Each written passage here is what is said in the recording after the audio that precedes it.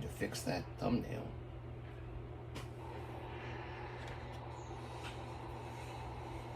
I need to fix that thumbnail. I need to fix that thumbnail. I don't want to hear myself. All right, there we go. Let's see if I put this over here and then I move this down. Let's see. Put this, shoot. One sec. Thought I had this perfectly set up before, but I guess I gotta do some readjusting. Just give me a second. Give me a second. Okay. Alright, and I'll put it like that. Like that. Put this over here. Like this. Ooh. Me attempting to not break. I'm trying to get this cord out of the way. Sorry, y'all. So you guys can see what I'm doing. I think I know what I gotta do. Take this, put this overhead, plug it back in. That should get rid of this just a little bit. Let's see if I can move this down. That.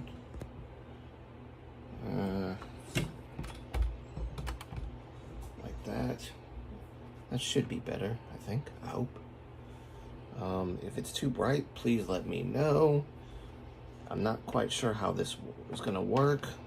This is a new thing. I have never done this before, so give me some time to adjust it. And I'll get started as soon as, okay, I think that's okay. Let me see. I feel like it's still too bright. Let me see. Maybe if I turn it down. Oh, nope, that's not it. Turn it down just a little bit.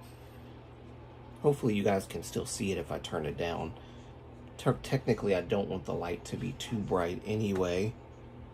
I'd prefer high.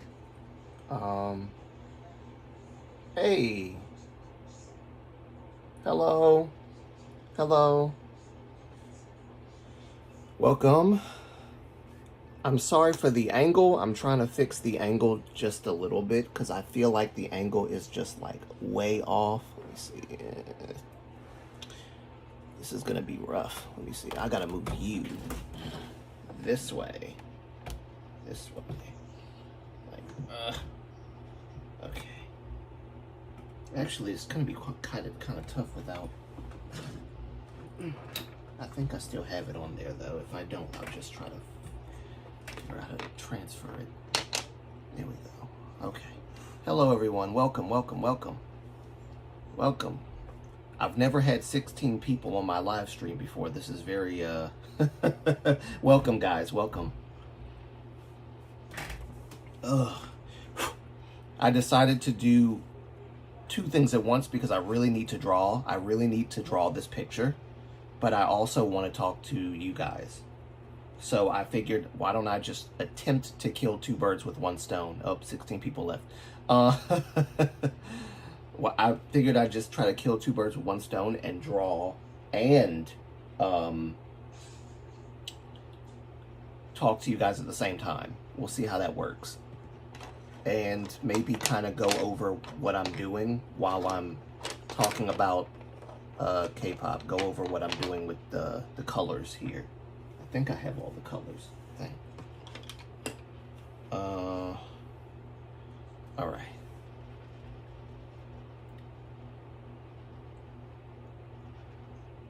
Do it for like, please, Sarah, and subscribe. Do it for Moonlight. Oh, thank you. Thank you, Hassan. Thank you so much. I hope this angle is bad. What I should have did, I might actually try it. Maybe I should flip it over like this and maybe put this down. Give me 1 sec to adjust. 1 sec to adjust. I'll Let me just see it. I put this down like this, and then I put this back on the table. I wonder if it'll, give me a sec, guys. Give me a sec. Hopefully this doesn't look stupid. Let's see, if I do this, this is why I need a desk one. This is why I need a desk one. This is terrible, okay? Don't try this, guys. Don't try this at home. This is not at all safe. Ugh. And then after I get everything positioned, I'll close the door and then we can begin the drawing and we can talk about some of the stuff that happened. Oh my God, can I move this thing, please? Ugh. This isn't working like I wanted it to. All right, I'm gonna put this back down. I'm gonna put it back down. It's not working like I wanted it to. Okay, let me just adjust this right. I'm talking to the viewers, that's what. I'm not talking to myself, I promise. My dad just popped his head through the door because he thought I was talking to myself for a minute. There we go. All right, let me see if I can get this like this. And I'm trying to look at the screen on the computer to see if I'm positioning this right. And I hope I am. But I think if I do it like this and kind of move this up a little bit, can I tighten this? I think I can. Let me see. Yes, I can. I can tighten it. Okay, cool.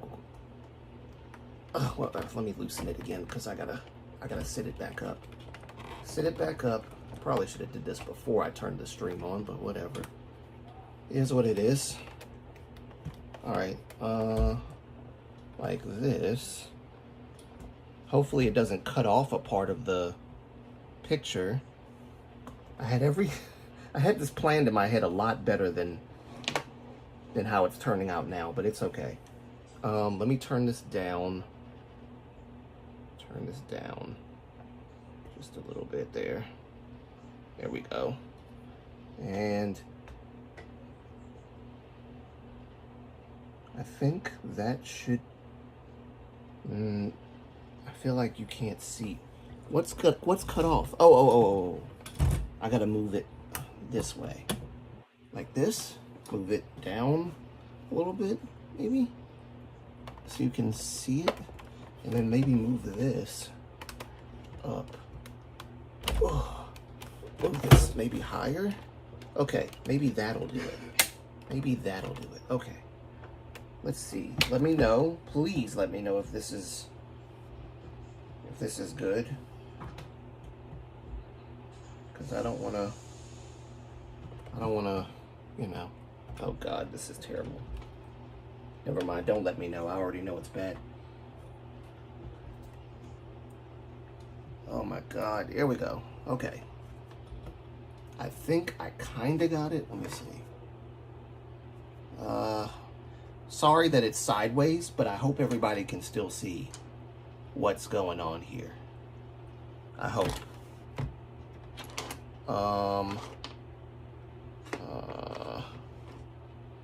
This is just tragic.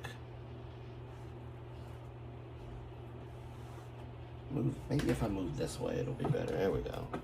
Move this way and then move this up a little bit. And that should probably solve the problem that I'm having. Yeah, like that. Then you can see the whole picture. All right. This is a really bad attempt. I should take this and move this back.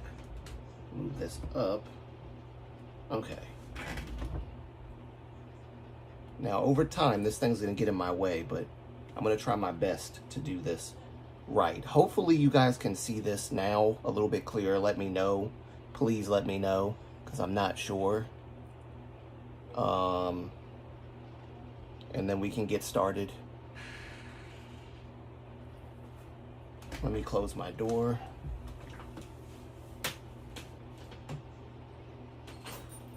All right. I think I should reduce the light though. Let's see which is right here.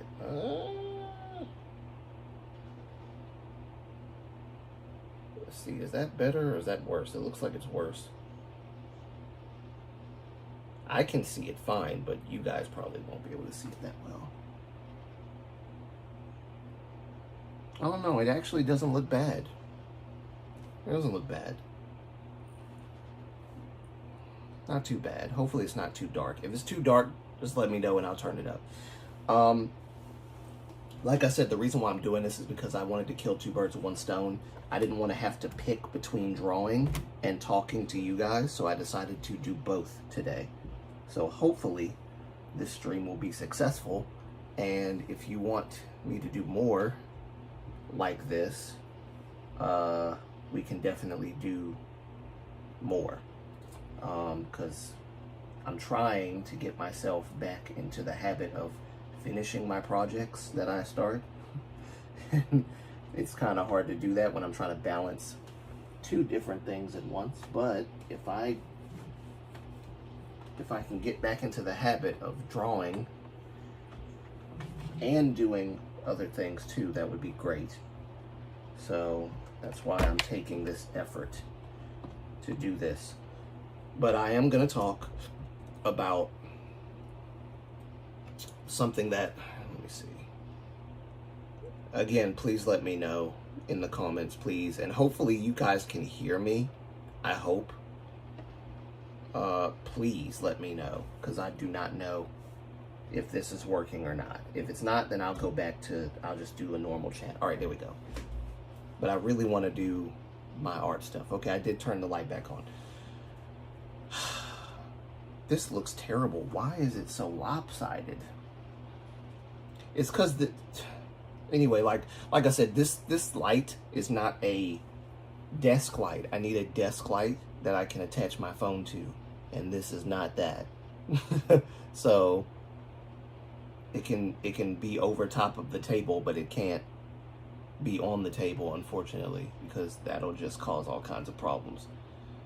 The legs are way too wide to be on a table, and the legs will just obstruct all of the stuff that I got going on here. So yeah, anyway,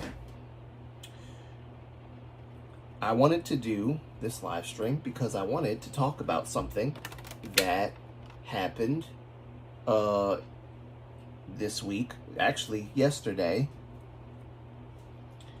And before I do that, let me just tell you, maybe you're curious about what colors I'm using for this. When I started doing this, I actually was kind of curious myself as to what colors I was using, because I honestly could not figure out what colors to use. That's why some of these colors, even though it probably won't show up on camera, some of these colors do feel like they're not in the right place, or it's just not the right color. But it is somewhat the right color. All right, and I'll just move the thing here so I can see. All right. Hello everyone. Hello Brennan, and hello Hassan. Surprisingly, Shiny's Nuna is not here yet. That's very surprising, but no matter. Let's get started. So,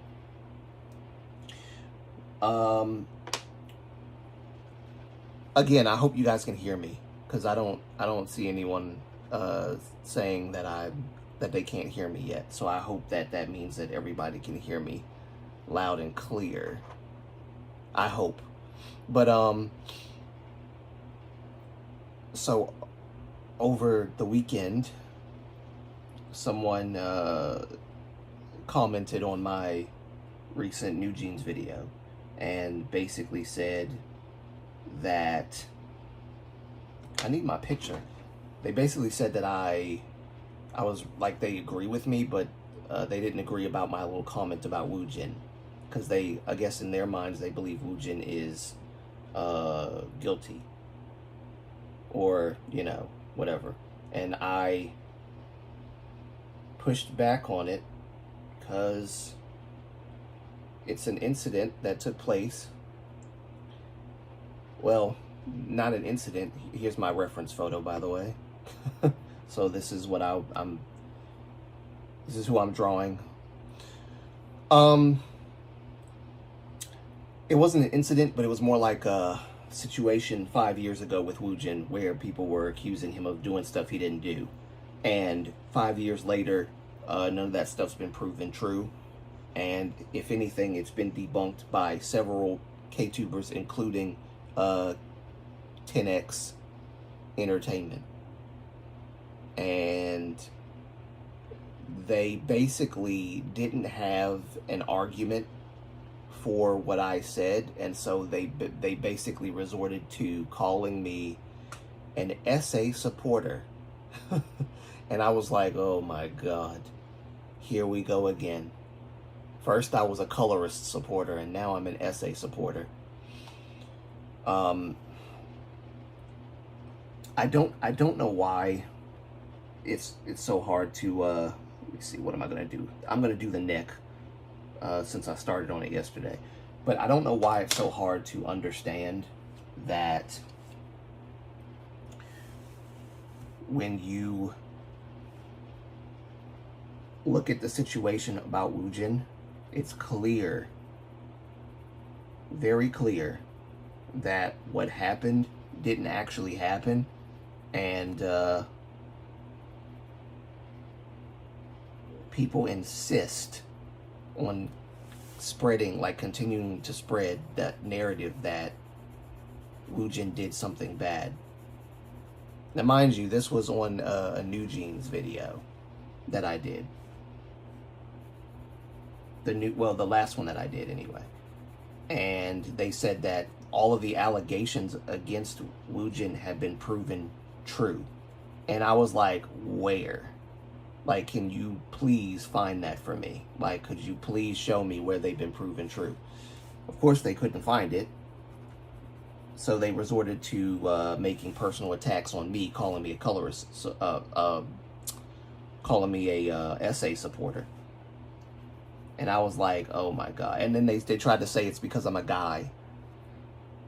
And I was like, oh God, this is literally the internet's Nathan thing all over again.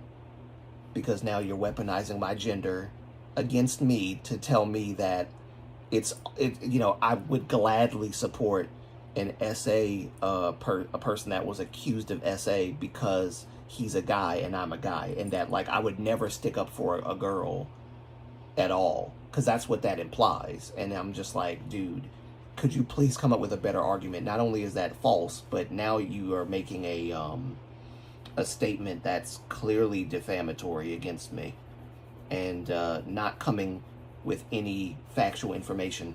I brought up the fact, mind you, that Woojin had left Stray Kids in 2019. I think it was like October, somewhere around there. And a year later, the allegations came out. A year later. And they were trying to tie his contract termination to that, to the allegations or whatever. And I told them basically that that's not true, and they've been debunked. That was 5 years ago, and they've been debunked a long time ago, and they just could not stomach the thought of Woojin being innocent, which is unfortunate, but there are people like that.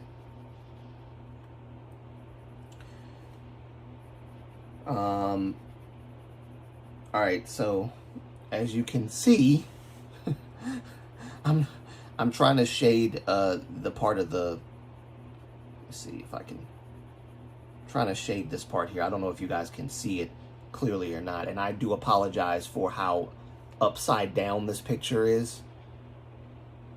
I really wish I could fix that, but I don't think I can. Let me see. Maybe I can. Let me see. What's this? What's this? The rear? Nope, that's the ceiling. Never mind. All right. I wonder if I turned it around, it probably would. I don't know. Anyway, I'm going to be turning this picture around a lot, so I guess it doesn't matter. But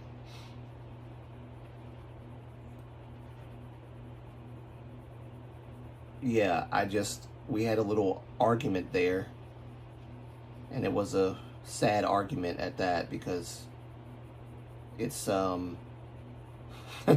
it's something that I thought was put to bed a long time ago, and yet there are people still peddling that whole lie about Woojin, which is sad.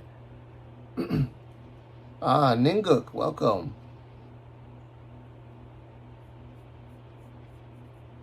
I feel bad for Woojin that he still has to deal with people that like peddle that narrative that he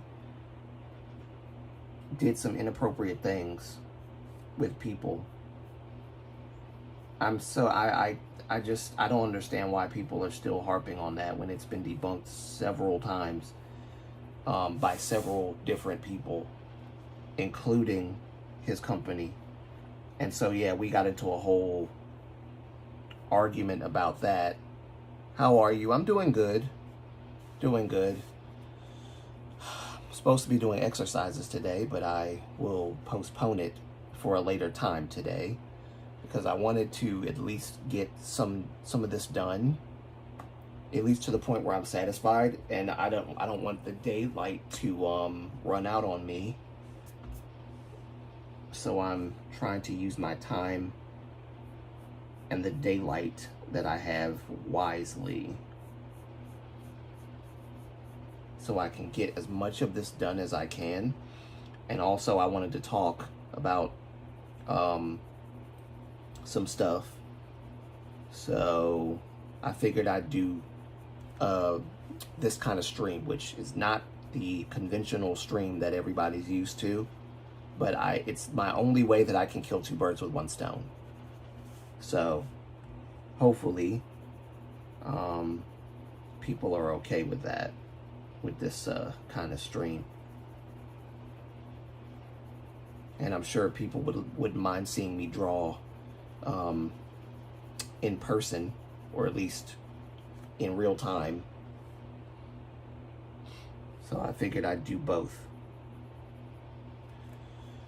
I honestly feel like this is not exactly the right kind of brown. I feel like I should use a different brown, but maybe this is a fine brown. Oh shoot, I just realized something. I just realized I need my sharpener. Guys, I will say this. This stream might be a bit loud because, take this out, because in order to do this picture justice, I really do have to. Why is the screen turning dark? No, stop turning dark. All right, in order to do this picture justice, I have to turn the sharpener on, and I forgot that I had to plug it. All right, so I do apologize for the noise.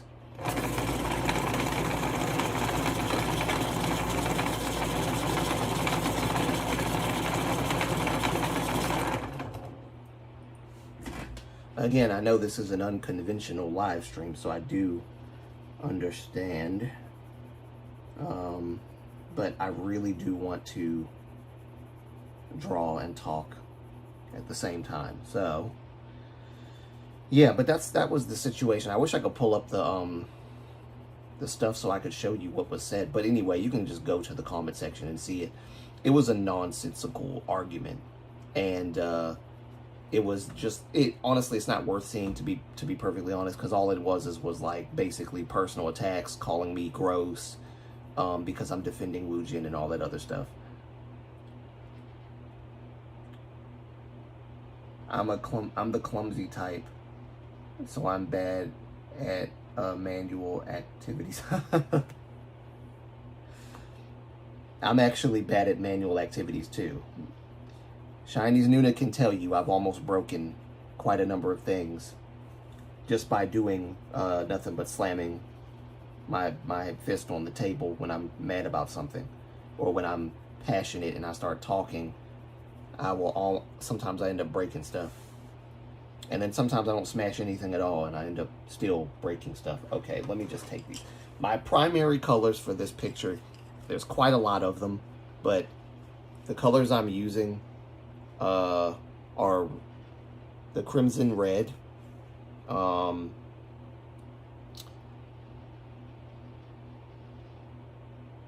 don't even know, what is this?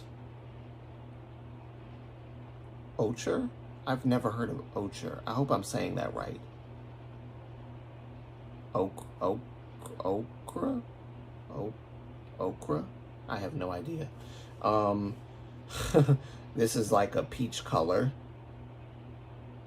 And these are all watercolor pencils, by the way. These are really, really good for blending colors. This is light peach.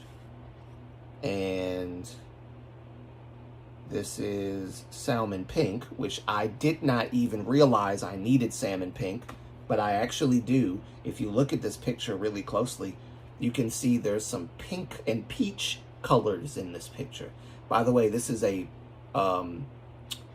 YouTuber as well as a model.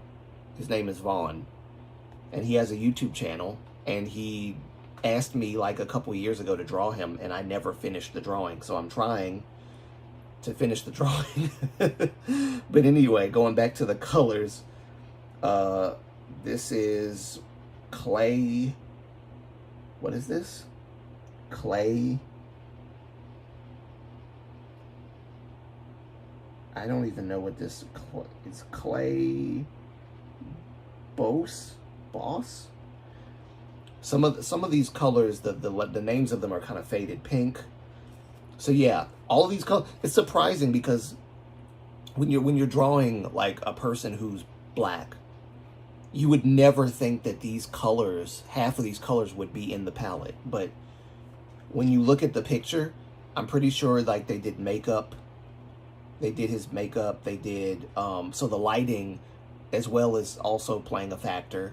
So the makeup, the lighting, and you can see hints of his natural color blended in with the makeup color. And I'm assuming that some of this color that's like the peach colors is like the makeup, and it's blended in well with like, where's that color at? This color here, ginger root. It's like a greenish yellow, so you can see kind of greenish yellow in there too. So I'm trying to blend in the colors as well as I can. It's very tough. It's very tough. I started on the neck yesterday, so I'm trying to work on the neck now. Expect when I start my art channel, expect this to be kind of what the setting will be. Except it'll be way better because I'll have an actual ring light that's for the desk, so that you won't see me struggling to try to put this thing up like I have been. And it won't be lopsided or upside down like it is. So that's another thing to consider too. Ochre is a French name for of color. Oh, okay. I've never heard of that before. Okay, yeah, French name. That makes sense. Because I was like, why is this ochre? But yeah, I wish I could show you the comments. But like I said, you can just go look and see what happened with that whole situation there. All right, so I'm gonna ease off of this color because I feel like there's a darker color that I need to add, and I'm trying to figure out what that color is, because it's let's see if I can. Okay, this might be it. Let me see. One of the things I do want to say, and I don't know if you guys, pay attention or watch like videos of people like drawing and doing stuff like this, and they'll tell you like to make sure not to color too hard at the beginning. When you add your base color in, you got to make sure to color lightly, because the grainery of the paper will be compromised if you do it too hard and then you try to add the other colors to blend. You won't have enough grainery, paper grainery to do that, and so you might end up damaging the paper before you even get to the process that you want to get to. So you got to be careful about that. And that was one of the things I had to learn when I was doing this.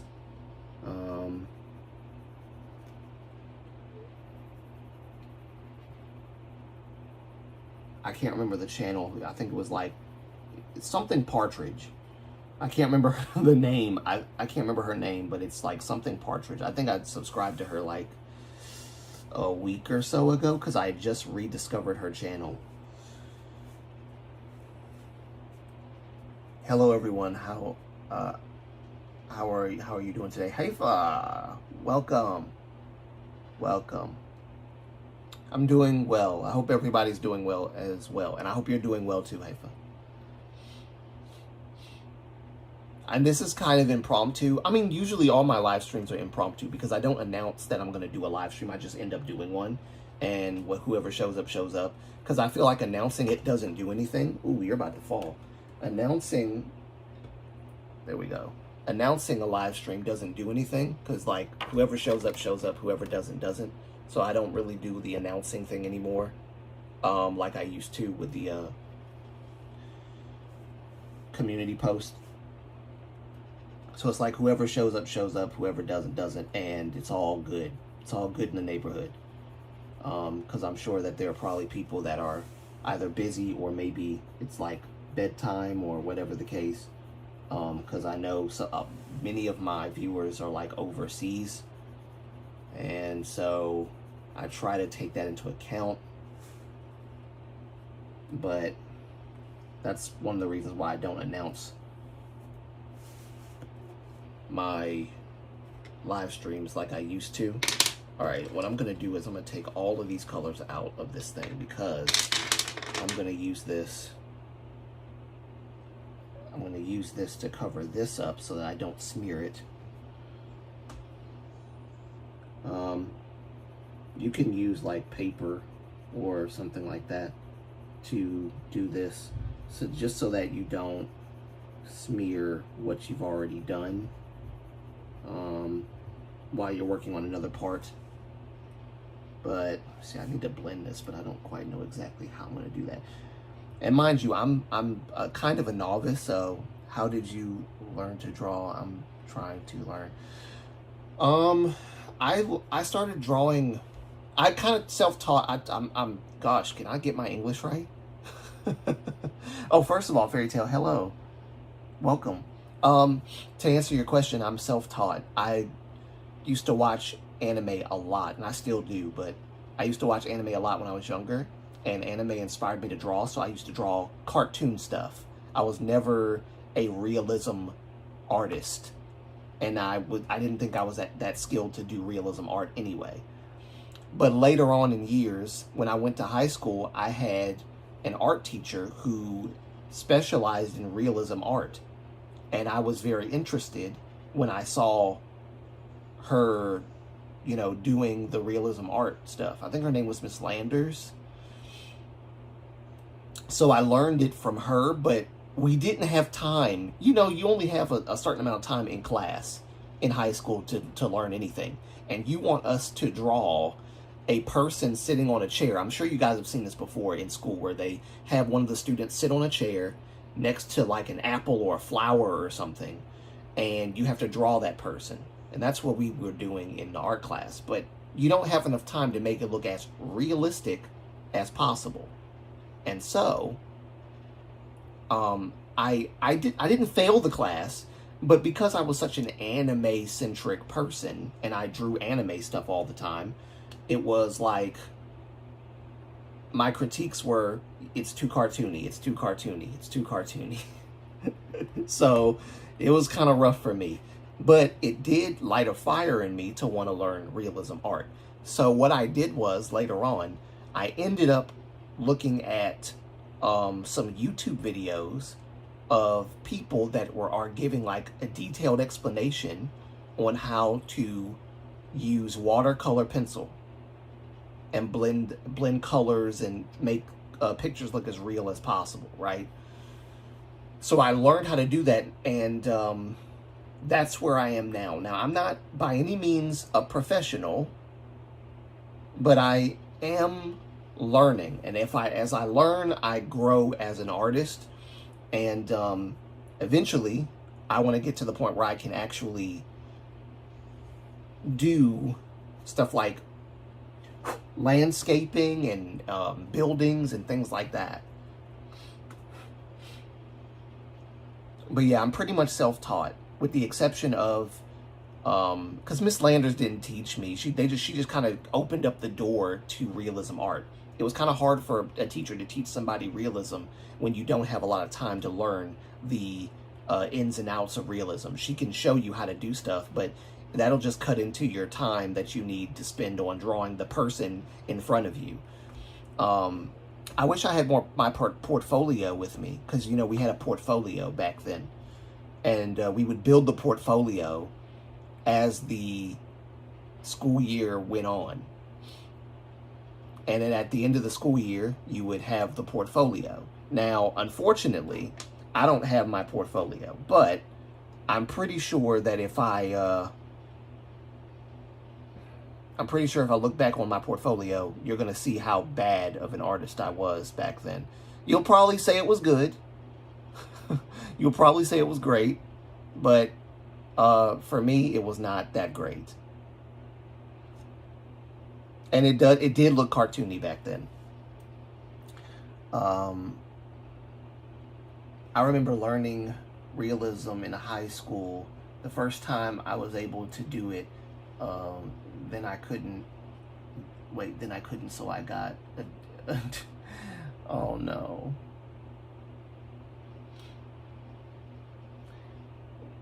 If you keep at it, I think it's possible, because I honestly thought that I could just do, let me shade this in just a little bit more, because I see there's a little more shading here around this area. If you keep at it, I'm not saying that everybody's like gifted in the ability to, create works of art and stuff, but I think there are people that you would be surprised the stories they tell when you ask them, hey, like, were you always this good? And then they tell you, no, I sucked at art. And then you see their art, being featured in art galleries and stuff, and you're like, wow, how in the world did you get to this level if you sucked at art? You'd be surprised. Okay, so I'm gonna take this peach here because I see there's a need for this peach, and I'm gonna try to go deep with it later on, but I'm gonna lightly go over this for a minute just because I don't want to go too far with that just yet. I think it's very important to pace the colors and not go too hard at the beginning. The neck, of course, like I said, I just started on this yesterday, so I got to be very careful. As I'm sure many of you know, I'm a perfectionist, so if I mess up one thing, I'm going to be demotivated to finish it. I'm going to be like, nope, I don't want to do it no more. And by the way, there's another method as well to blending. When you're blending with pencil, I learned this from a YouTuber. You go one way, and if you think that you're going to blend well by going the same way, it's not going to blend well. So you got to go like this, until you fill up the granary. As you can see, there's still granary here in certain spots. Even on the face. The face is not done, right? The face is not done. I'm just kind of taking a break from the face for now. But the granary of the paper eventually it doesn't have to be completely invisible, because I know how hard it is to do that. But I love art so much. I enjoy watching you. Oh, thank you. Thank you. I hope this becomes like a thing that we can do in the future. And when I have my art channel, like I said, we can do this more often. It's going to be hard to balance between the KTube channel and the art channel, but I can manage it. I'll manage it. You're so good at drawing. Oh, thank you. It's quite hard. I was stressing. Listen, this is the first black person that I've drawn. So it's very difficult. And this is why I stayed away from drawing like black people, because it's not the same principle. It is the same principle, but it's not, as drawing like a person who's Caucasian or a person who's Asian or whatever. The skin tone is very different. So you got to be very careful how you draw like black, because there's so many different shadings and colors like within black skin. There's yellow brown, there's red brown, there's like a yellowish green brown, right? There's so many different kinds of colors, so you got to be careful. So I was really intimidated by this picture, because a lot of the colors you see in this picture are not his natural skin color tone. A lot of this skin color tone was done by, editing, done by, the computer, done by the makeup, done by the lighting. And so you have to factor all of those things in. And even now, while I'm drawing this, I feel like there's a color within here that I need to prop up. And when I can't find or think of the color that I'm trying to find, I just create the color. And thankfully, I have enough awareness in me to know what colors to use to make the color that I want.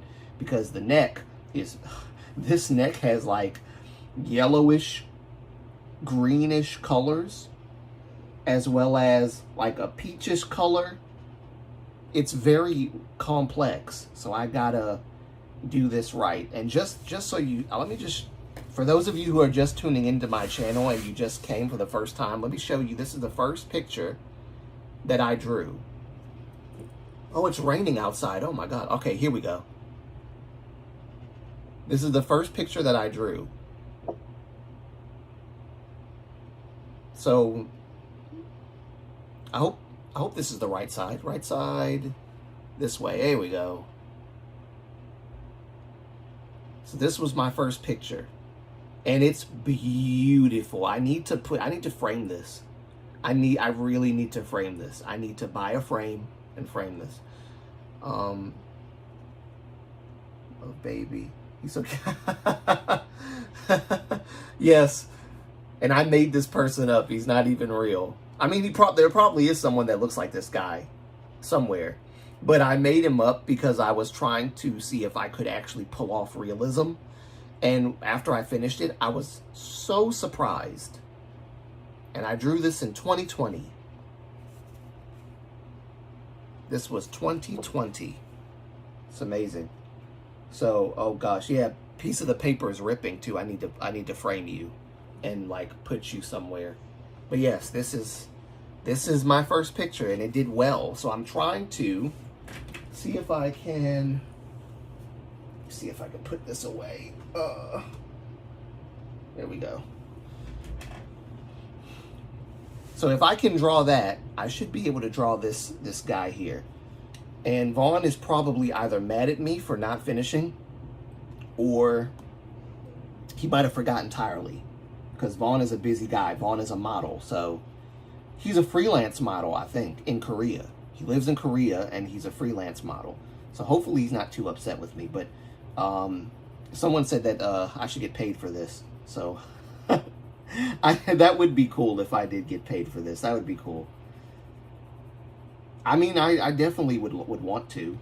Like, if I have a good gift, I shouldn't use it, for free, right? I'm definitely gonna say I've arrived when I can draw landscapes and picture like buildings and things like that. Oh, I've arrived then, because I think that drawing landscapes and buildings is like a step above realism. But that's just my humble opinion. So again, lightly going with this orangish, what is this?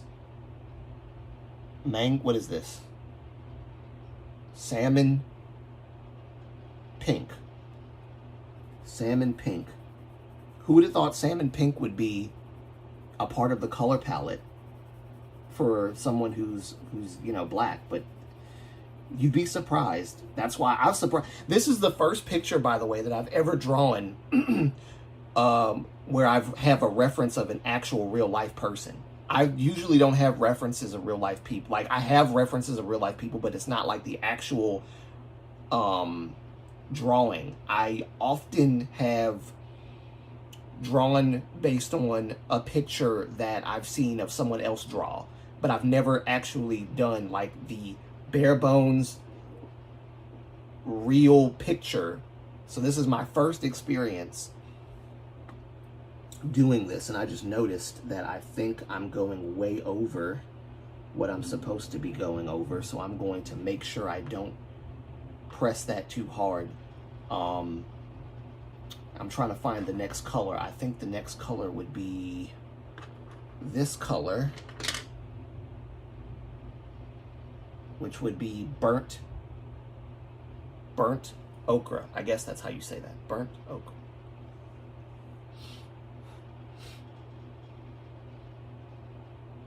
Even I'm surprised myself, and I never used oil paint. Oil paint is hard. Oh God, oil paint is really hard. Even the hair, you have the golden black or color, more blue black hair. Yeah, it's funny you say that, because on the first picture that I drew, I was trying to draw him with blonde hair. I tried to draw him with blonde hair and it didn't work. It was bad. So I had to go back and draw him with black and brown. And so some of the color in his hair, actually, let me grab the picture again and show you guys what I'm talking about. So if you look at his hair, you'll see where I was trying to originally draw the blonde hair. However, it failed miserably. So I had to rethink my strategy and draw like black hair with some brown highlights in it. Brown, like you can see the brown, and some of there's some peach in there to like give the shine illusion. The shine. The blonde color helped because, like I said, it was originally supposed to be blonde. And you can kind of see hints of where it was going to be blonde. But I had to like use some reds, deep reds. Yes, deep red browns. I think it might have been this color that's right here, I think. What is this color? This color here, I think I used a little bit of that on the hair. Some light browns, some dark browns. But it turned out well, thank God, because like if I had done this later and I had like gone full blonde, it would have ruined the grainery of the picture. I know it. I know it in my heart. I would have ruined the picture completely, and I would have been pissed. But it turned out well, and the shirt, oh God, the shirt was amazing. Like looking at that shirt and how I did the creases and the color contrasts. That shirt is a masterpiece in and of itself. Like the shirt itself is beautiful. I don't even have words. But definitely, if you're curious about like drawings like this, there's a Korean artist that I definitely look up to. And he actually helped me to kind of get started with my realism journey.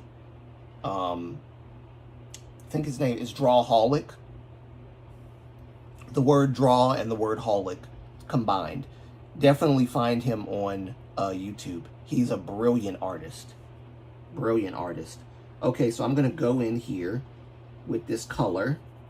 And let's see if this kind of helps the color pop just a little bit. Again, it's kind of hard to draw like a faded or color a faded kind of color. I said I was going to talk about K-pop, but honestly, it's kind of difficult to multitask talking about something that I'm not really partaking in at the moment. So I guess maybe I won't talk about K-pop while I'm doing this, because I'm sure you guys are curious about this more so than the K-pop now that I'm doing it in front of you all.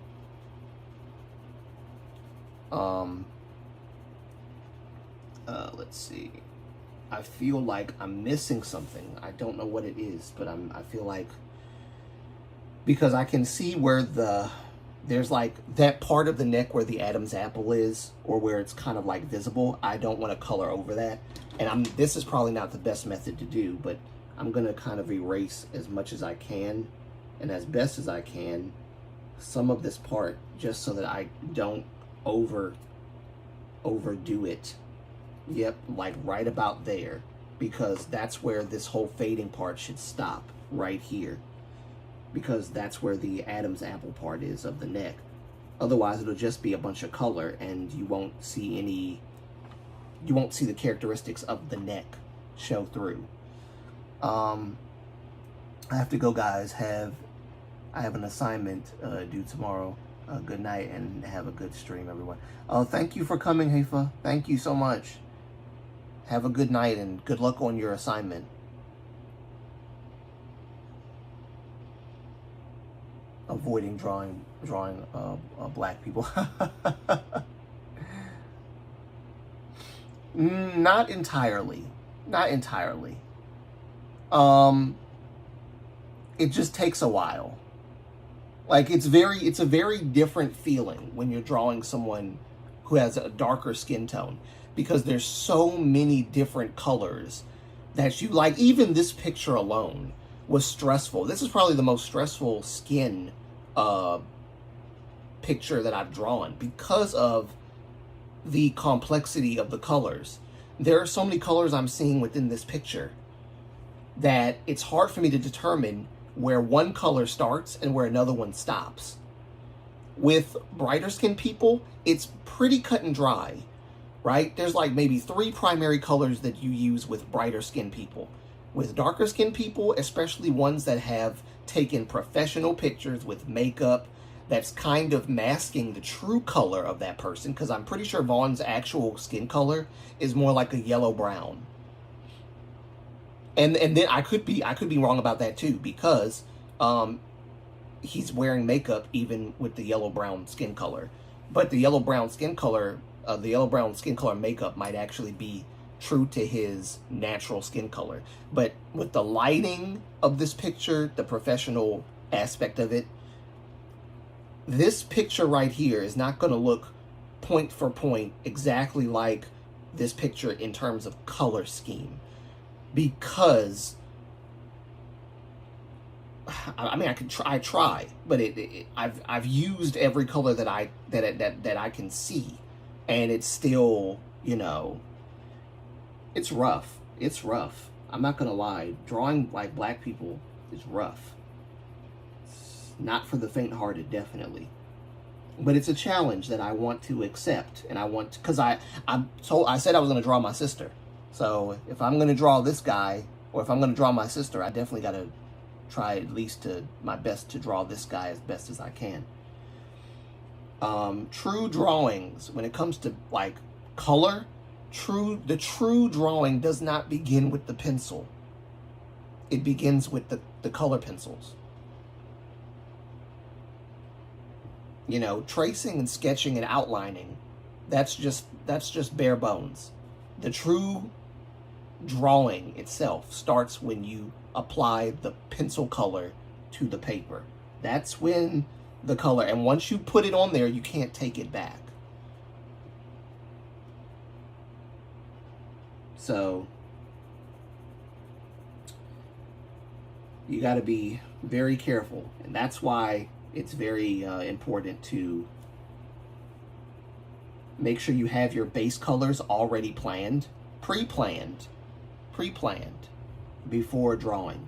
And this picture, I had base colors pre-planned, but then I found myself adding more colors to it.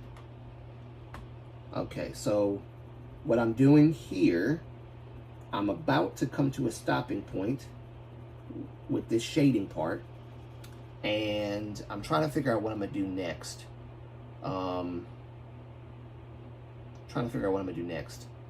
I think I'm gonna add,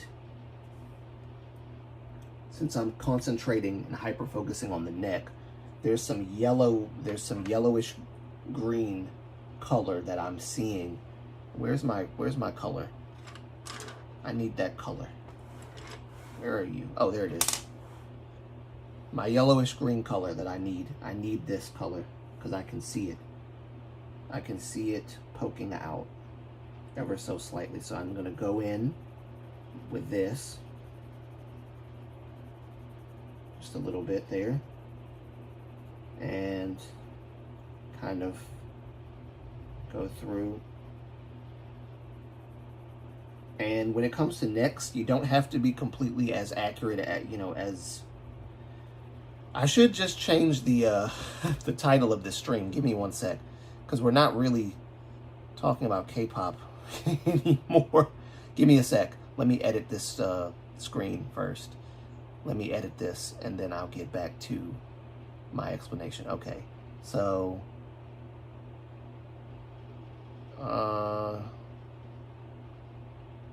stream and drawing.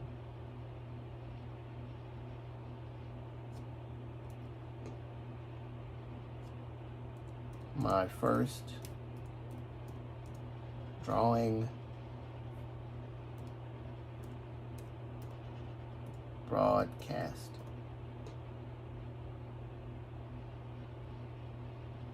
Yes, how about that? Save it, and here we go.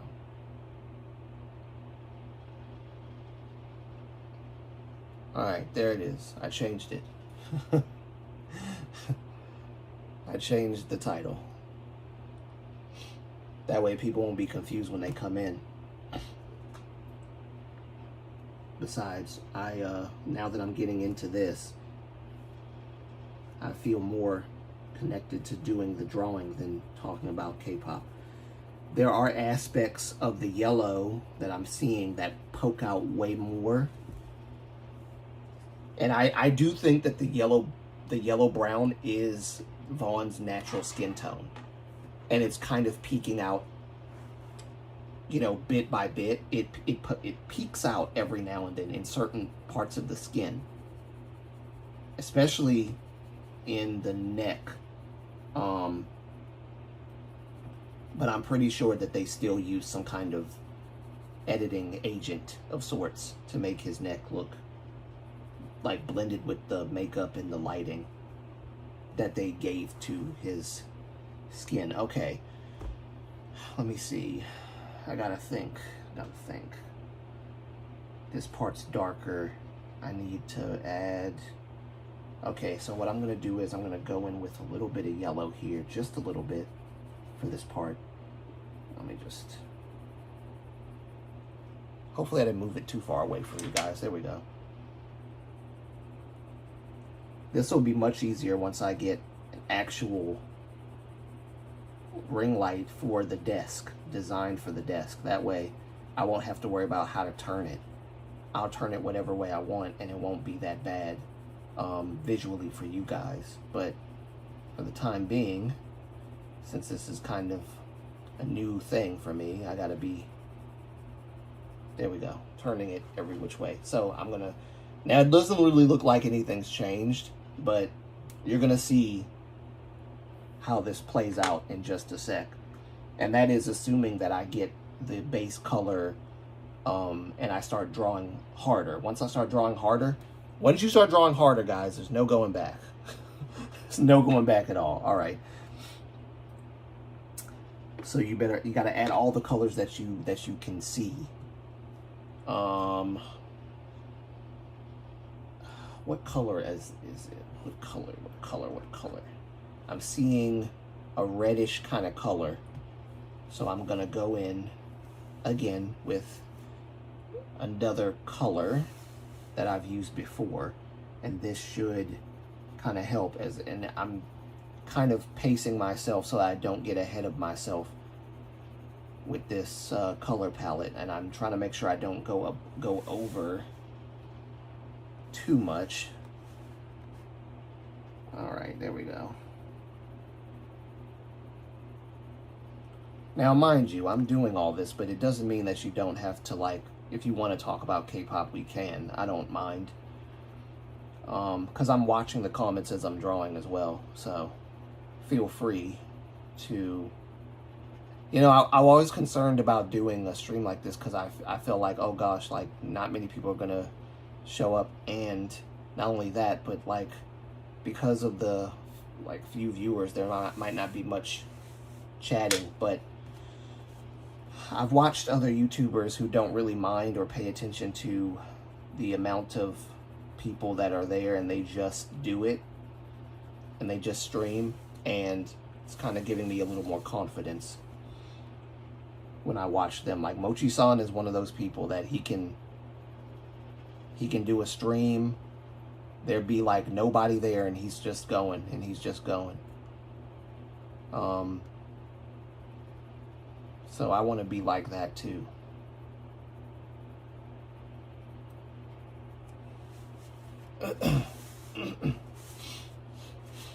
Okay, starting to look a little bit better. But even so, even with this, like, I can see multiple colors. All right, let me darken this up just a little bit there. Yeah.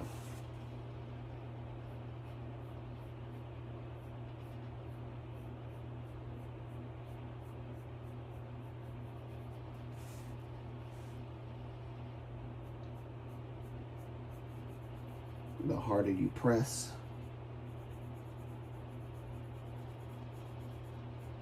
there we go, the deeper the color. I think this actually is the right color to use. In fact, I would dare to say this might be the perfect color to use for this shading part too, because it blends in perfectly with the red color that I added yesterday. So I'm gonna go in with this, and I'm gonna try to press a little bit deeper with this color so that I can get this color just right.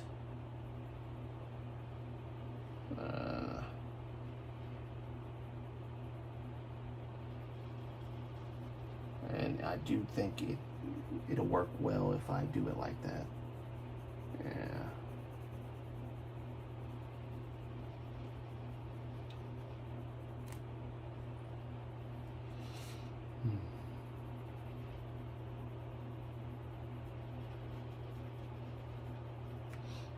Let me see if I can turn on some music. That would be nice if we had some music. Some copyright-free music. Copyright-free background music. So that I can at least draw with some kind of music on.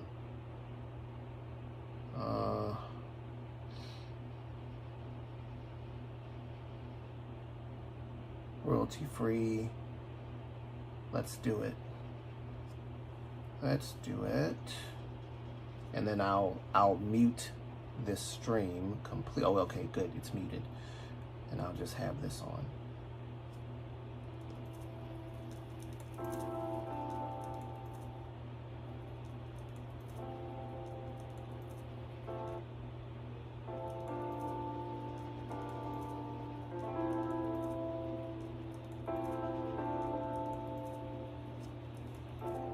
There we go. Turn it down just a little bit.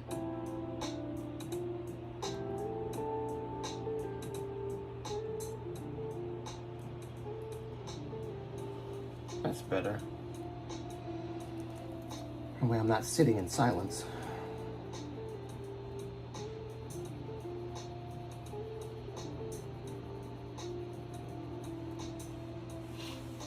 This is very different from what I normally do, so this is really, really out of my comfort zone. but I like it. This is fun. Even if no one shows up, this is still fun. All right. I think this is the right color to use. I can feel it. I can feel it and I can see it. I think this is it. This is the color I should have used in the first place. Perfect.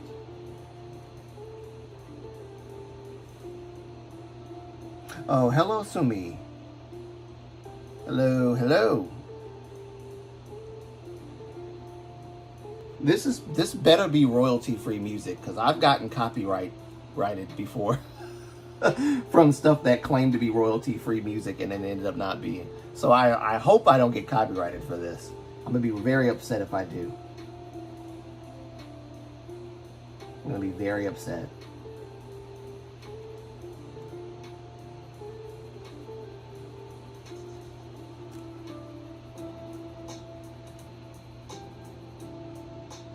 Claiming to be copyright free and then it ends up not being. Good evening from Europe. I can't be here for long, but I want to chill for a bit while waiting for food. Is this music by Ramu? Ramu? If it's one of those nameless artists, AI lo-fi videos, I think we'll get copyright. Oh, really? Let me see.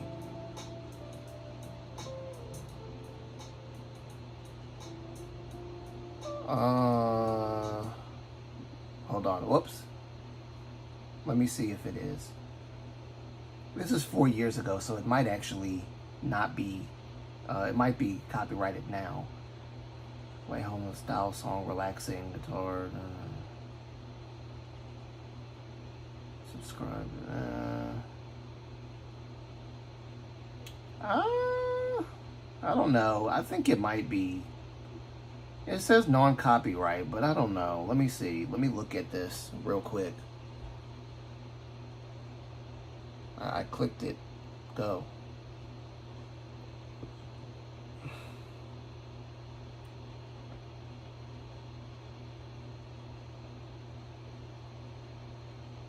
Give me a sec. Oh God, it's just gonna go to the video all over again. It's not what I wanted.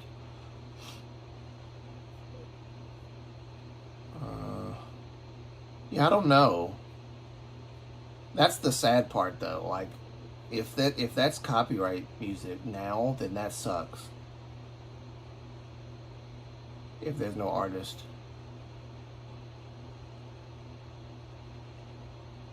It might be copyright. I mean, if I look at this video now, let me see.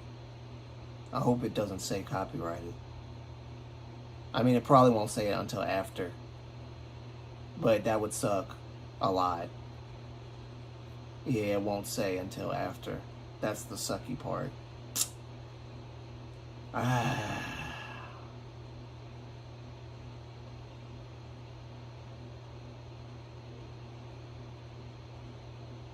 Let's see. Let's see.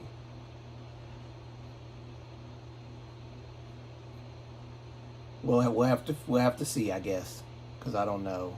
It might be copyright, but I turned it completely off because I'm not sure myself if it is or isn't.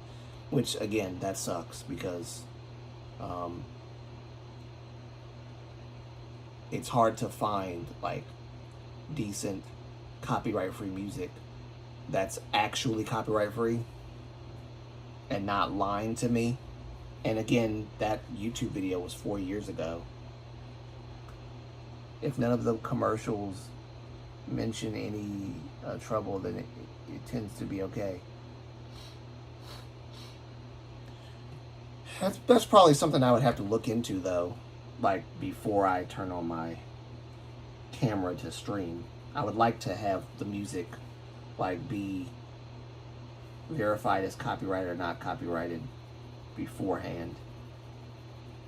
But I'll turn on some music probably after I get to a certain point, or I might just end the stream early or whatever, 'cause like, yeah, that would suck. That would suck a lot. I'm trying to get some kind of AdSense money. I don't want to have them take that away from me just because I tried to have some music playing in the background.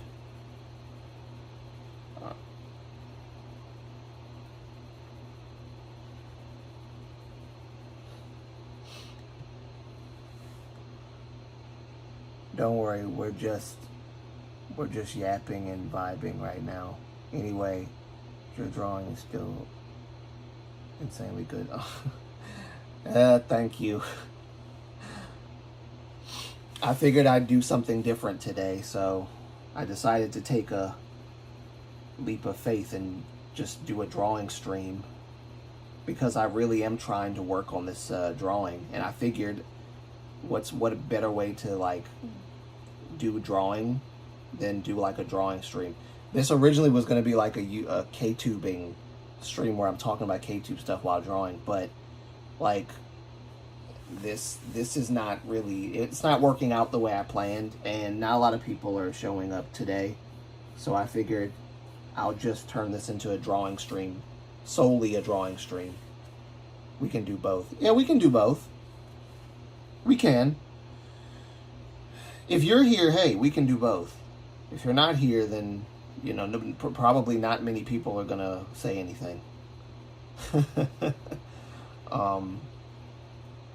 But it's kind of my fault, too, because I chose a bad time. I should have came in earlier, but I was already in the middle of doing something at the moment, so I wasn't able to stream, like, at 12 or even 11 o'clock like I usually try to do. So there's that, but there's still some red in here that I need to highlight. I'm trying to figure out how to do that without making it look like too red. Let me see. Yeah, there's a little bit of red in there. I can see it. Let me just kind of highlight that. Don't want to gloss over that. Even somewhere over here as well, there's some red. Red. Maybe I'll use a pink as well. I'm just late with my own dinner. I think this is a perfect streaming time, for Europe at least.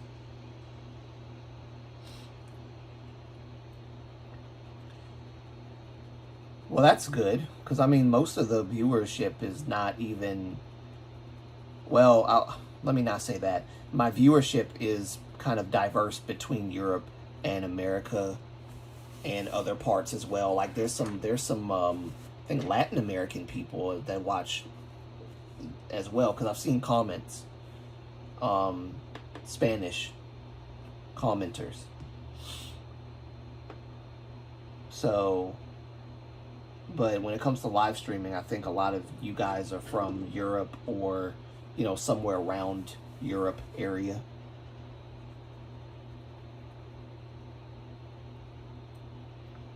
Latin and Hispanic people are fantastic. Yes, they are very fantastic. I agree. I'm not good at the language, but I really love Hispanics a lot. I had a crush on a Hispanic girl years ago when I was in high school. I think this should be right. I feel like I need to add the pink anyway. Where's the pink at? I need my pink. Where'd I sit you at? Like something, it might be too light. There's a dark pink feeling. There it is. That's what I was looking for. Come here. This will go lightly with red and then a little bit more intense with the pink. That way it won't look so, you know, red. So the pink can kind of like complement the red color. Then I'm going to go over the pink color with another color. Moonlight lore.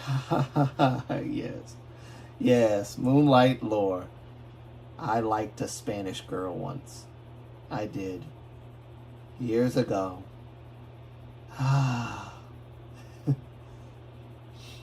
But I was an introvert, and I'm still an introvert, so no, I never said anything to her. I I never said anything to her. I never made any advances or moves because I was not full of confidence. And as I hear, there's nothing more unattractive than a guy with no confidence.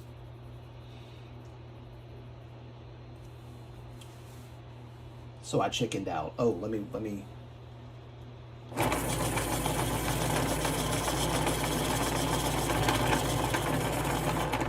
Oh, Mom's doing great. She's at work.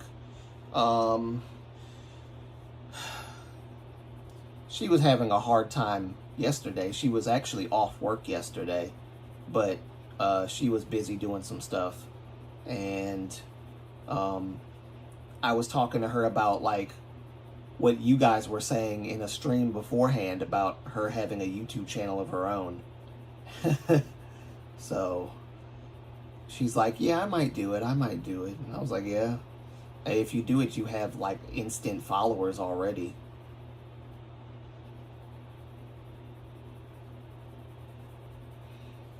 It was a bit harder for me. I didn't have barely any followers.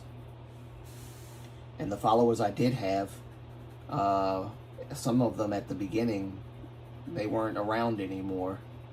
For whatever reason, I'm sure life happens, you know, or disinterested or whatever. But at the same time, back when I was doing that stuff, like my first few videos on YouTube, it was just like conversational topics, like my gold digger story, which my brother corrected me and said that it wasn't a gold digger story because in order for it to be a gold digger story, you have to have money. So I thought that was kind of cheeky of him to say, but whatever. I'm pretty sure it was my brother who said that. All right, there we go. Darken that up just a little bit. I'm not going too hard with the colors yet because I really want to make sure I get all the colors that I feel like are appearing on this picture in front of me. And then when I'm confident enough, I will attack the picture a little bit harder. I'm not going to use the same color for the shading as I am for the lighter parts of the neck. What I'm going to do is, I think maybe I should use this yellowish green color. Yeah, if you start YouTube on your own, it's tough out there. It's hard to get subs if nobody knows you. Yeah, especially if nobody knows you and if they see you and their first impression of your content is that, oh, this is not something that I'm interested in. Then you're like, they're not going to come. They're not going to come. They're not going to come watch you. They're not going to, you know, take time out of their day to listen to what you have to say because it doesn't really resonate with them. The kind of content or the kind of conversation that you're having. Okay, this is the right, I did the right thing. I did the right thing. I did the right thing. Also, this yellowish green color is a good blending agent. So if you ever like are struggling with blending colors, when you have two hardcore colors that are like very independent of their own, I'm trying to explain this as best as I can, but when you have two clashing, they're not clashing colors, but like two colors that have like their own unique personality that stand out, it's kind of hard to blend the two into one. So finding a color that's a bit lighter that can help blend the two colors into one really helps a lot. And knowing what that color is ahead of time will save you a lot of heartache and headache when you're going into drawing something like skin, coloring something like skin. I found this color relatively late, but still early enough to where I'm not panicking because the picture looks like crap. So thankfully I found it in a good time, but I wish that I had known that this color was around. Now, there are detailed parts of this that I'm not sure are supposed to be intentional or not, but I'm going to probably, I don't know, should I I think when it comes to necks, there are like certain lines on necks that I think should be shown just so you can see. So I'm gonna do that in just a sec, but maybe I should do that after I get this color down for just a moment,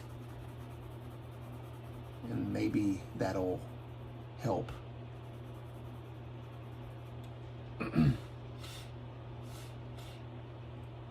But it's okay, in my personal opinion.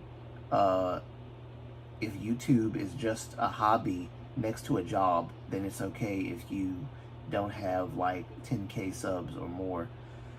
As long as the few people who do subscribe are happy with you, happy with what you provided. There we go. Then it's okay. Oh yeah, I used to be a makeup artist, and I know that pain of trying. Yes, makeup artist is just as difficult, if not more, because you're dealing with real skin. I've heard some stories about makeup artists. It is not an easy thing, and I'm literally sitting here drawing. Oh, this looks good. This actually looks way better than I thought it would. Holy crap. Let me see something here. It does look good. It really does look good. I think it's turning out well. And mind you guys, the reason why I'm so surprised at what I'm doing is because I'm a novice. I'm not a professional. I'm just trying to work my way to a professional stage.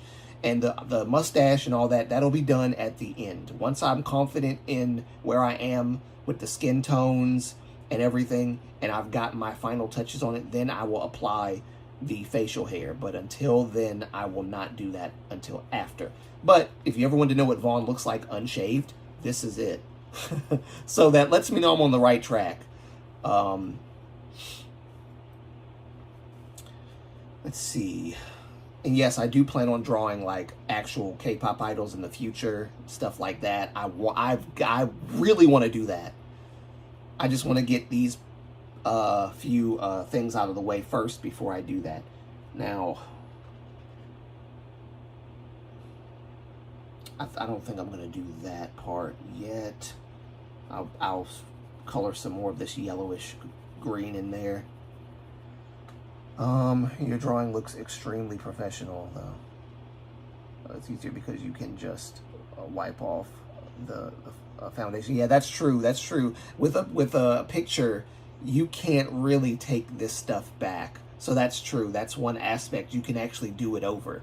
And like when you do it over, you don't have to run the risk of wiping the person's actual skin pigment off.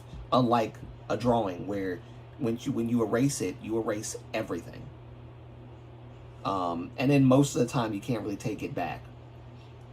Especially with paint. One stroke of the brush, you can't take it back.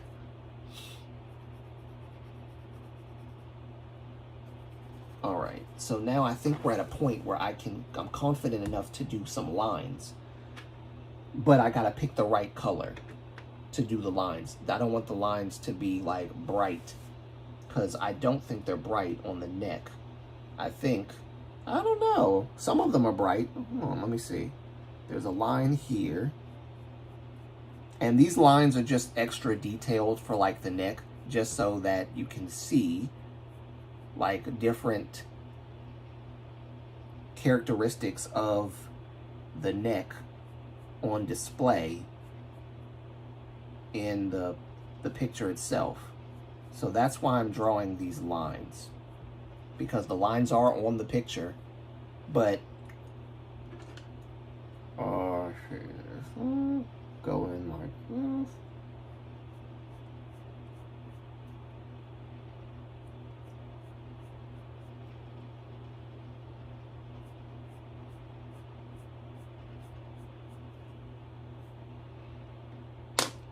Hopefully this doesn't look stupid, but I think if I do it like this, it will bring out the characteristics of the neck just a little bit. And it doesn't look half bad. It doesn't look half bad. 1, 2, 3, 4, 5. There's like 6 lines on his on his neck here. And let me see. Let me just do that.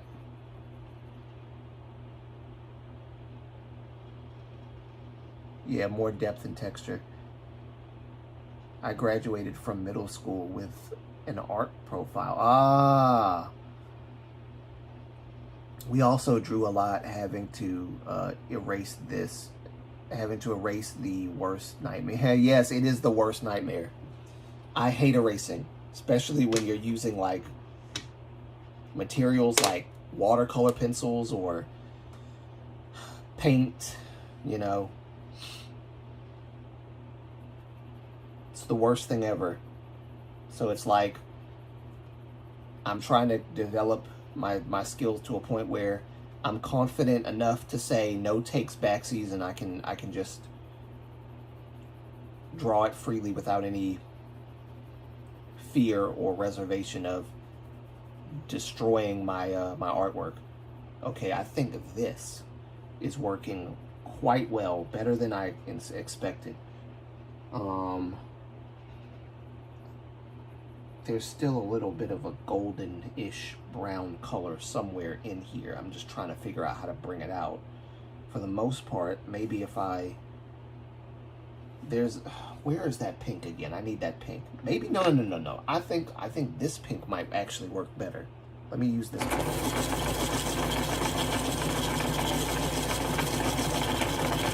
I hate paint with a passion. I want to get back into paint, but I want to do like watercolor paint. So one of the things I found out about watercolor pencils is you can take a paintbrush and water and just kind of make a color palette with like coloring, like make a box with color, and you can make a color palette with this watercolor pencil, and you can apply it to paper and use it for watercolor purposes as well. So I'm going to try to do that with like buildings and architecture stuff. And I think that would be absolutely amazing if I did that. All right, I'm going to go in a little bit harder with this pink because the tone needs to be shadowy, but also you need to see some you need to see that redness pop out just a little bit more. And this is why I say that like drawing black skin or darker people's skin is very different than lighter people's skin. If you're drawing like an Asian or a white person, it's not really that hard, depending on the skin tone and things like that. But when you're drawing like a black person, there's so many different colors that you would never even imagine would be there. There's so many different colors, which makes, you know, drawing this kind of skin challenging, but also exciting at the same time, because it's like a whole new world of like color that you would never have even thought was possible. So I'm really enjoying it, but I'm also very cautious at the same time, because if I get one thing wrong, I'm going to be pissed.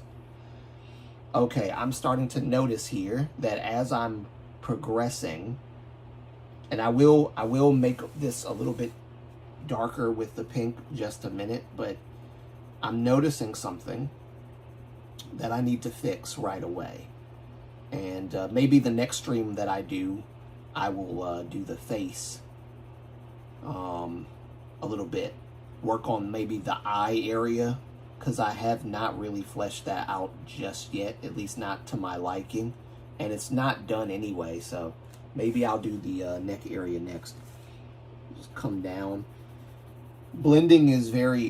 when I started drawing and blending and stuff, I had no idea what I was doing. But now that I know that how to blend at least a little bit better, the technique, yeah, I can kind of understand a little. Oh, this is beautiful. Great. Okay. I'm very excited. Let me see. Let me just take this off for a minute. That's beautiful. That's beautiful.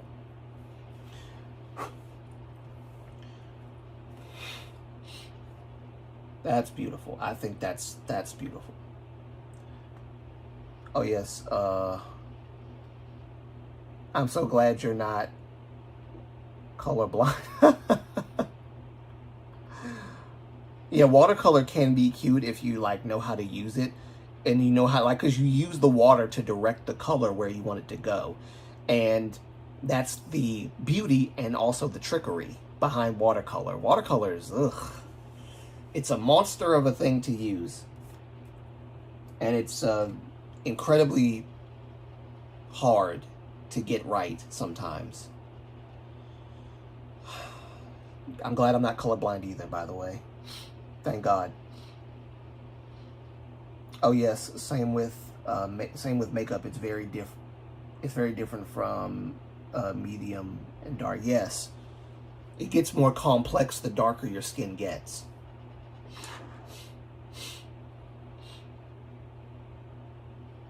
You were meant to be an artist. You're so skilled. Oh, thank you. I appreciate that. I'm my own worst critic, so I sometimes don't know how to take compliments because I see the flaws within my technique. But you know, I try my best. All right, this is the part that I need to fix right here that I'm noticing. So I think what I'm going to do is I'm going to try this method here. Go in a circular motion. Sometimes with shading, you gotta change up your pattern so that it can look more like a shading and less like, you know, an outline color. So if you go circular, sometimes it'll help. And that's what I'm gonna do here. I'm pressing the pencil a little bit deeper just so that I can get that good circular motion and it shows up visibly on the paper without looking like it's barely there. Because on this picture, it's very noticeable that it's there. I just have to make it look distinguished from the other parts. And I also notice that on the neck outline, it's much darker. And so I gotta emphasize the neckline just a little bit. It probably looks fine on paper, but I need to make it just a bit darker and highlight that contrast between the dark outline of the neck and the lighter colors that are inside of the neck. There we go. So that should help just a little bit. And let me see, I'm noticing something. There's a line here that comes out like this. And I'm probably not going to have these lines perfectly as pictured, but if I can somehow let the colors guide me. Sometimes one of the best things about doing this is like letting the colors guide you to where you need to go. Sometimes it's not always about like the accuracy. Accuracy is important, but like sometimes you got to let the colors guide you. And right now I'm kind of letting the color guide me to this. The picture's also guiding me as well because I saw this line, but the line might not be where it's actually supposed to show up on the picture itself. And so I'm kind of using what you would call creative freedom. But it's not to say that there's not a line there. That actually makes the line look more natural when you see the shading of the colors go into the line itself. As so. I stand creative freedom. Yes. Sometimes you need a little creative freedom. A picture's not always going to be 100% accurate. And sometimes we have unrealistic expectations of ourselves. And we are like, it has to be completely 100% accurate. Sometimes it's not. I mean, honestly, even the colors that I chose, some of these colors are probably not accurate to the actual picture. But they're as close as you can get. Give him pink hair. Just kidding. Actually, funny enough, his hair is like black and blonde. So he does have some hair color that's right here, like this. So that's what I'm going to have to tackle once I get into the thick of this. And hair, as many of you guys know, is not my strong suit, so I'm really hoping I nail it. We know that hair's you know, yes, yes, I'm sure that this hair screamed a lot. Oh, by the way, he actually has dyed his hair pink before.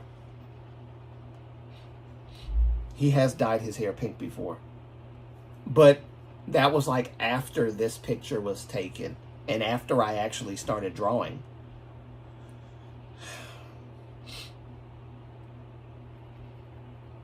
But yes, I'm sure his hair screamed. Let's see, I think I should keep this lighter just so that, yeah, that's good. That's good right there. Let me see. Tasteful of him. Yeah, it is tasteful.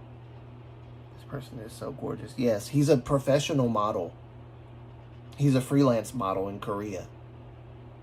And he asked me to draw him, like, I think he asked me to draw him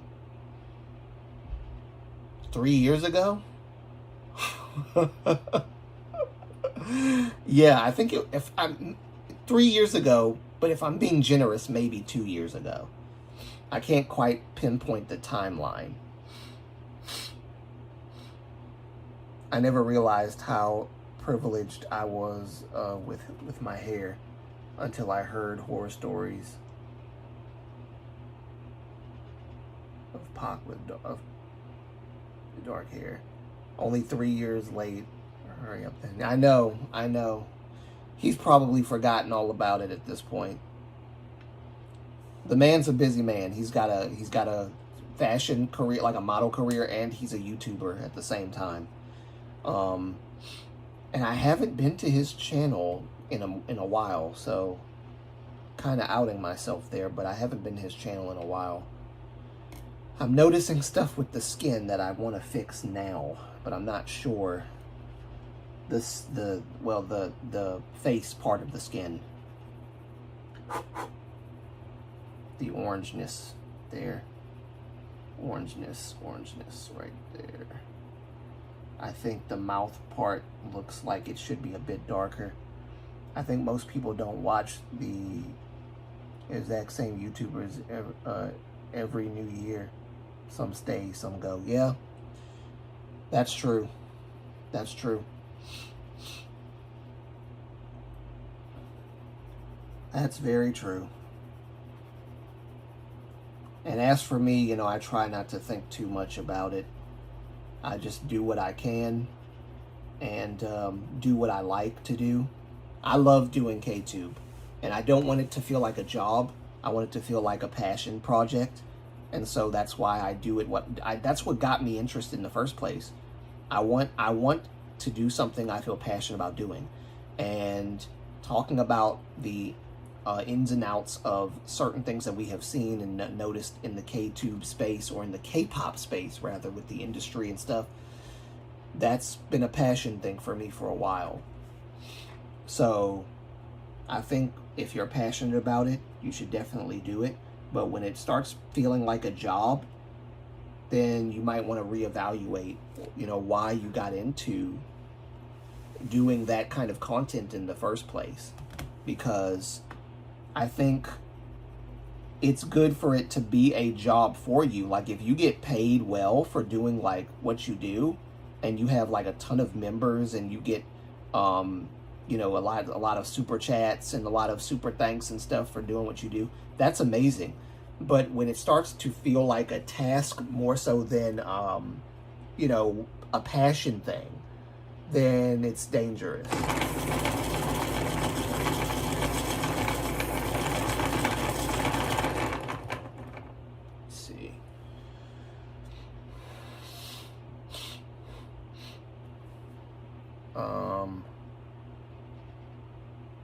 Let's see. I think most people don't. Oh, I just read that. I wanted to have a video out already last week for KTube, but life happened. It was the week of my mother's birthday. Oh, like Swoop on YouTube. Like Swoop on YouTube says, it's not drama. It's dangerous. Yes. Yes. Yes. It can become dangerous if you, definitely if you stop, like, having the passion for it and you're just doing it just to make money, then it can become dangerous, because it's like the whole intent and purpose of your passion is gone. And you've basically offered it upon the altar of money. You've sacrificed it on the altar of money and financial gain, and just to make a quick buck. And that's why you end up with people, honestly, in my opinion, like, never mind, I'm not gonna say that. I don't want to even say his name no more. I'm not doing that. I'm not doing that. But you end up with people on YouTube, basically, who you can tell have sold out because they just say the most not that it's unpopular, but the arguments that they make are nonsensical, or they're supporting a company because the company is giving them special treatment. But what the company puts out is trash. And so you end up supporting, like, really, really bad stuff or bad products because you get paid to. So you have to basically lie and kiss butt, right, in order to appease not only the audience that wants you to be positive all the time and be fake, but also the people who are sponsoring you, your videos and stuff, who are giving you all this, preferential treatment. So when that happens, it's dangerous. And I don't ever want to get to a point in my YouTube career where I'm pandering to a certain crowd, or where I'm pandering to a sponsor just because I want some bacon. I can make bacon another way. I don't want to do that. I lose my authenticity when I do that. And I was never raised that way. So I'm not going to sit there and lie about something, a product that I don't use. That's why I haven't done any sponsors yet for my channel or did any of that stuff. And I don't want to. Not that sponsors have come up to me and asked me, in a text or something, would you be interested? Not that anybody's done that, which they haven't. But if the opportunity ever arose, I don't know if I'd want to do it unless I was, like, truly, truly willing to be honest about the product, and if I'm using the product. Because if I'm not using it and I'm lying about, oh, yes, I use this product all the time. No, I'm not. No, I don't. It's a lie. It's a lie. A skincare product I would probably do. Like, if I get sponsored, like, skincare product, I'll probably do it. Because I like skincare stuff. Love Swoop. Oh, JDH, welcome. Toxic comments were on channel creators, sad to say.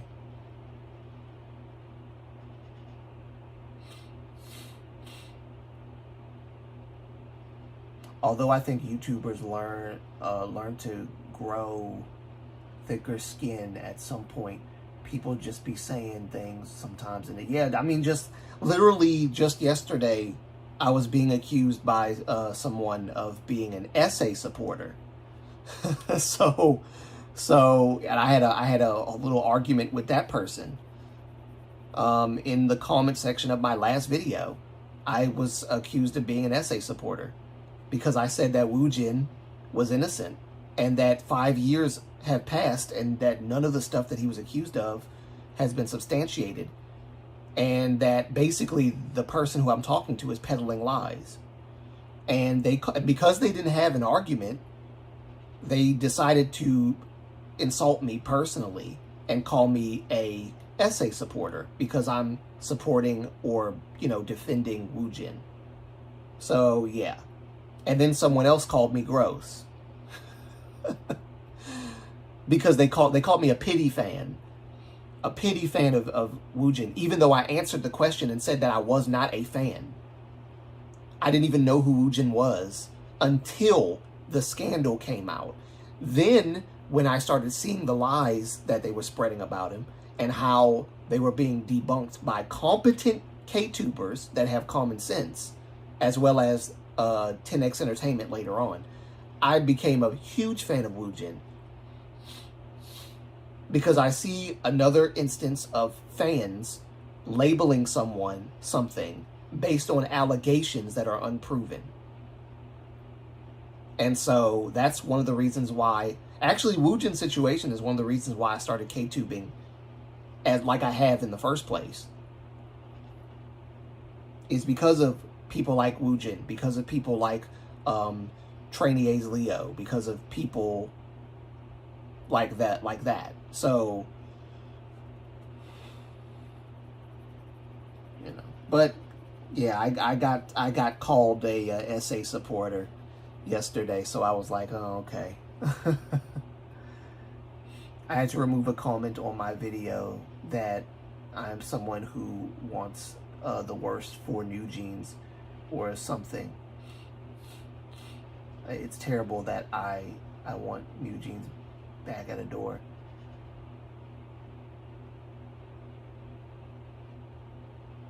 Yeah, but you know, it's something about that tougher skin that you talked about earlier. I'm developing tougher skin, especially when I know the situation and I can actually back it up. When I'm confident in that, and I know that I have the right perspective and view on my side, there's nothing that these people can say to cause me to, you know, feel bad about what I'm saying or feel bad about what I'm doing. So I don't let, I try, because I'm human, right? I still feel stuff, but I try not to let it get to me too much. But I turned it back on them because they were calling me a SA supporter, and they basically dug themselves a grave by saying that it was typical of me as a man to support another man being accused of SA. And so I turned it back on them and said, so you basically you don't have an argument that's competent enough to match what I'm saying, so you're resorting to personal attacks by weaponizing my gender against me and saying that, oh, it's typical of a man to support another man of you know, who's been accused of committing SA. And so I don't view arguments like this, but I pretty much won the argument, because once you start resorting to personal attacks, you're basically forfeiting the argument. Once you start calling people a fool, they said I was very, very, very not informed. I don't mind being people saying that. I don't mind people saying that at all. But when you start like resorting to personal attacks, that's when you're not critically thinking anymore, and you're just being reactionary. You're just being reactionary, and that's how you know you don't have any legs to stand on. Your argument has no legs to stand on. You can't support your argument with facts. I asked twice, like, can you prove that it's true? And then they said the fandom proved that it was true. And I was like, when? Like, when was this? Because how do you come out with lies a year after the person left the company? Their whole argument was basically the allegations have to be true. Get this. This is the argument. The allegations against Woojin have to be true because his contract was terminated.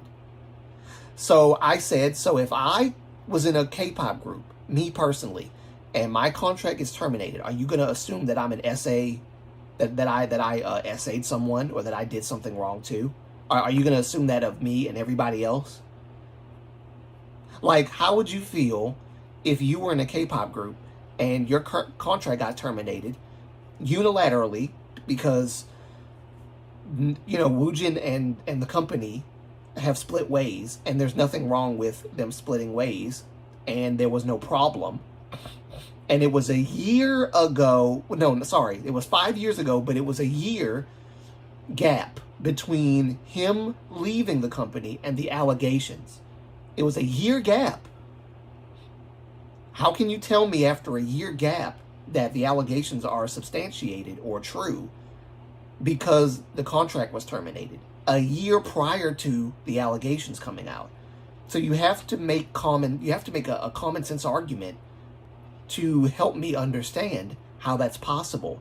But they couldn't do that. They couldn't do that. So they resorted to calling me an SA supporter. So I thought that was interesting.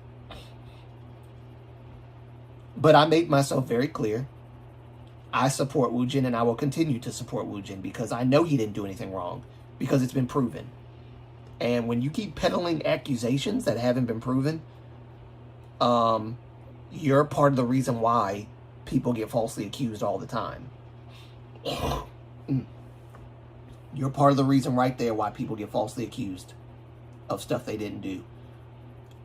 Because you choose to believe the allegation rather than the substantiating or the non-substantiating of the allegation. So they ignored it. They ignored all that because they want their allegation to be right. And the fact that this person used my gender against me means not only was I talking to a woman, but I was talking to a hyper feminist. And you know how hyper feminists act. They hate men. They hate men. So that was them basically showing their hatred of me as a man because I'm defending what they still believe to be a man who committed a crime against a woman, which they still hasn't been substantiated. So sad.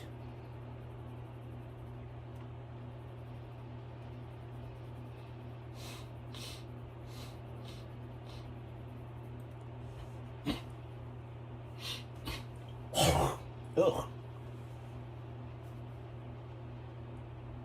Food is here. I sadly have to go. Oh, I see. Take care, Sumi. You can literally sue them for that. Such a wild exit. Yeah, I could. I could. I don't have the money to pay for those legal fees, though, so I can.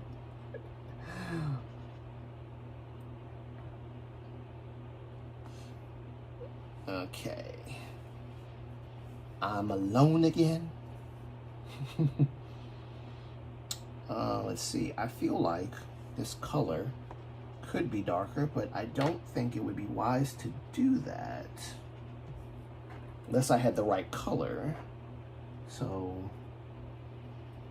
I'll lightly go with this. Just kind of brush over it a little bit.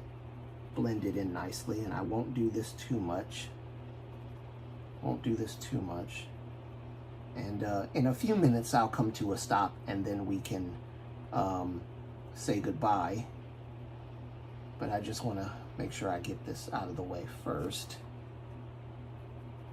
From a different angle, now that I have the picture upside down, I can kind of see things that I didn't see before as far as the shading is concerned. And I'll just make my adjustments as I see them. Not going too dark with the lighter parts. Not yet. Not yet. I think I need to wait just a little bit. I need to wait just a little bit. All right, about there and right there. Yep, I see it right there. Kind of make that protrude just a little bit. Yep, that right there. That's what I needed. And then that should do it for that part, at least for today. I think I got a good color in with the neck, at least enough to say that I'm satisfied with what I'm seeing so far with this neck part. Cover this up. But let's see. I can't wait for this to turn out well after all the colors are applied. But that hair is going to be trouble. I'm just gonna let you know that hair is gonna be trouble. When I get to the hair part, ooh. Because I'm not that good with hair. I'm gonna have to look at a few tutorials before I do that hair. Okay, this actually looks really good. Lightly going in. And the good thing about this is that because the granary is mostly covered, I don't have to go too deep with this color.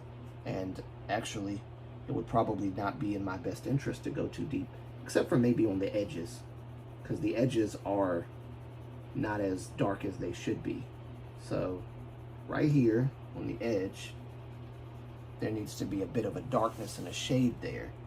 So going a little bit harder right here would be a good idea. Yep, just like that. This is the darker part of the face where the shadow hits. So it's okay to go a little darker and a little harder. Just like that. There we go. And that actually is what I should have did days ago, and I just didn't do it. But we live and we learn. There we go. Beautiful. That's much better. And I'll probably have to fix that up to my liking at some point. But I think for now, that part should be fine. Oh yeah, that's perfect. That's perfect. I'll fix it up later. But so far, I think that's pretty good. Now, I think I still got to do something with this part, because it is a bit redder on this part. So maybe I can take a deeper pink and go in that way. And then that way, it won't look out of color, because it does kind of look like it's a bit out of color. So what I'm going to do is I'm going to take this pink and I'm going to go through it, and I'm going to press down a little bit to give it that deep look. And just like this, because it is a deep look of pink that I'm seeing here. And I'm going to kind of like go, I don't like to do the circular motion too much, because sometimes it does kind of mess up a little bit. If you do it, if there's some instances where if you do that, it might backfire on you. So you got to be careful with that. But in this instance, I think it's fine. Yep, like just like that. Yeah, there we go. So that deep pink right there on the skin, I think that's perfect. Can't wait for this picture to be done. I think it's going to look fantastic. I had my doubts when I first started this picture. Sorry, my beanie is like just hovering over the whole thing. I did not mean to do that. I'm looking at it now and I can see it's not what I wanted. Okay, the neck. Should I go back to the neck? No, I'll go back in a minute. Not yet. There's a little bit of something that I'm seeing here with the skin, and I want to flesh it out. And so I'm going to see which color should I use. Where's my color at? I got this color here. I've got, what other color should I use? Salmon. I'll use the salmon color too. Let me put this back up right here so I don't smear anything. So the salmon color I think needs to be a bit deeper. So I'm going to go in a little bit harder with the salmon color. And then I'll go with, let's see. I see a little bit of yellow in there, but not too much. Not too much. Try not to go too hard with the yellow. Not for this part anyway. But this is the darker part of the face, so I do need to make sure that you can see the contrast between the lighter side, which is not quite done yet because I see some grainery, but I need to make sure I do the light side a little bit different than the dark side. But so far the dark side is actually looking way better than it did before. When I started doing the darker side of the face, it was not good. It did, at least in my opinion, it just didn't look good. Now it's starting to look a little bit better, and it's coming together a lot nicely than before. So I'm just gonna lightly do this like that. And next time I'll have some music prepared. Today it's just I'm being it's like an impromptu live stream, so,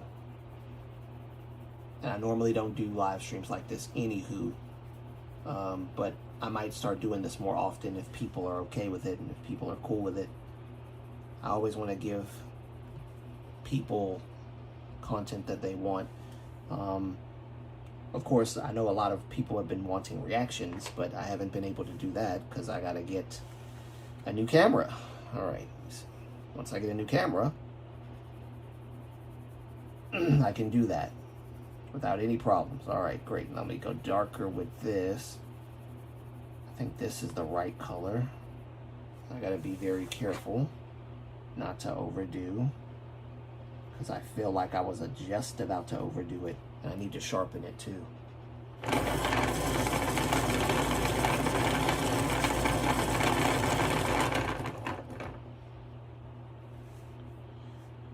Okay. Let's see.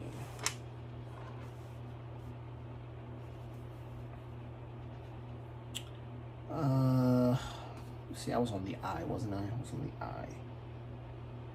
So let's see, how should I do this? This looks tricky.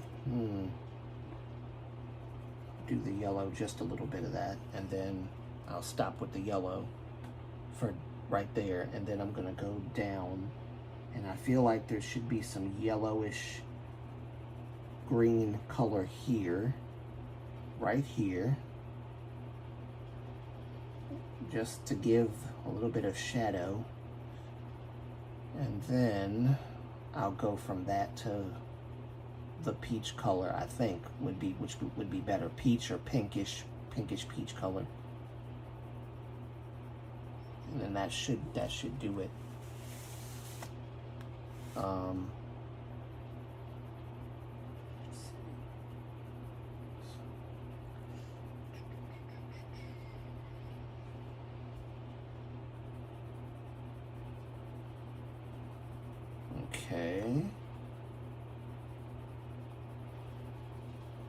Okay, so let me see. I think I need to do peach. Maybe peach will work. Seashell pink. What is seashell pink? What is seashell pink? Ah, yes, seashell pink. I forgot about seashell pink. I actually need this. I actually need this color. But I don't know where to apply this color to. Might have to think about that. I don't want to apply it right now because I have no idea where I'm going to apply this at. And I don't see any part of this being seashell pink. Not at the moment. Maybe it'll be a good blending agent for sure. So I'll just keep this to the side. But no, I'm not going to use seashell pink yet. What I need to do is find like a peach color. Maybe this kind of color. Maybe this kind of color. Let's see. Let me see first. Yeah. This will work. Let me sharpen it.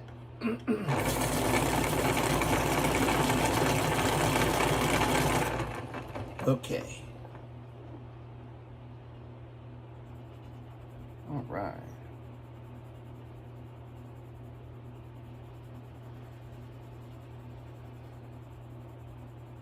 Okay, this should be the light color. Now, this part's going to be kind of tricky because there's some shine. And there's some shine here. And I think I could also use this maybe. I don't know. Let me see. Yes, I could probably use this a little bit with the shading here as well. And then,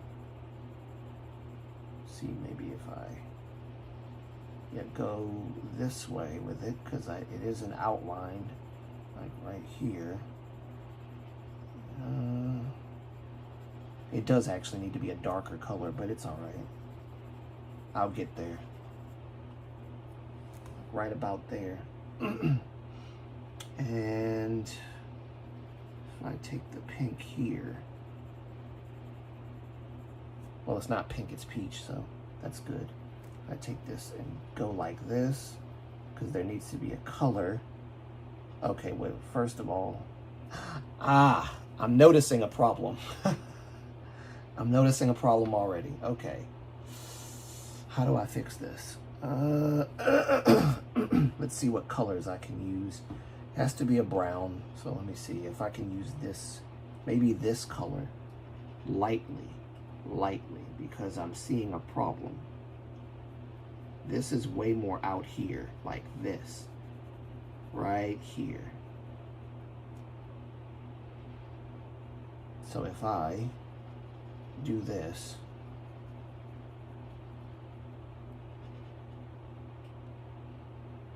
see, I'm sorry that my beanie gets in the way. Let me see if I can move this a little bit. Right here. There we go. That might be better. So if I move it like this, I won't be in the way. All right. There needs to be a golden-ish kind of color. So maybe yellow, the yellowish green is not the best color to use for this. I think I have an idea. I'm going to use this peach color, and then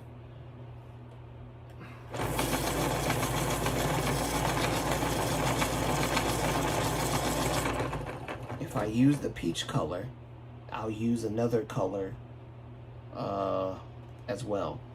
This one, and then another color that's like maybe on the brownish side to kind of flesh that out. I think that will make this shade look so much better.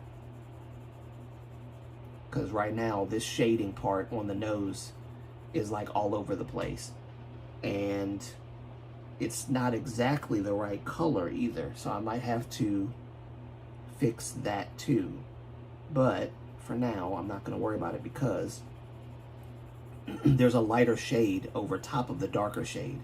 So the darker shade, I can actually work in that right color that I need for the darker shade. And then, I mean, I feel like I should do the darker shade now though, just because it's like right there and it's bothering me that it's that color. So I feel like this color is the right color, and I was using the yellowish green color for this, but I think this color is the right color to use because it's the color I'm seeing on this picture. So I'm going to take this and do this to it. And there is a defining line that I hope I did not cross. I hope I didn't cross. If I did, I'll try to fix it. Like right there. That might be too much. I'll fix it. I'll fix it later. I have to erase it just a little bit. Yeah, like that. Okay. I'll fix it as I go along, but I'm not too concerned about it now.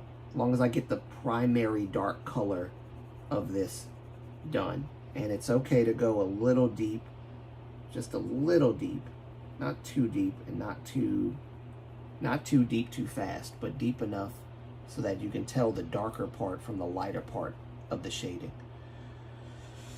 Okay. All right.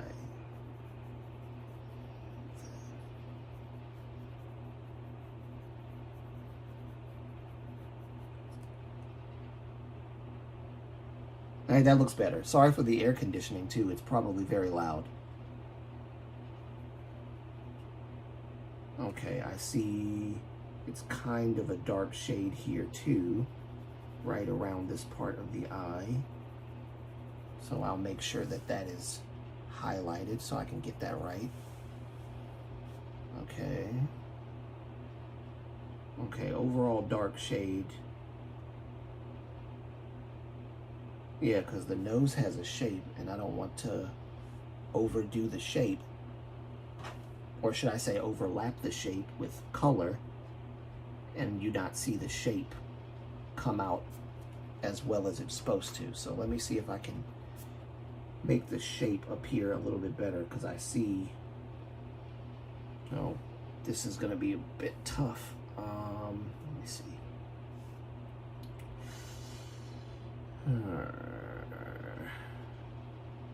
Like right here.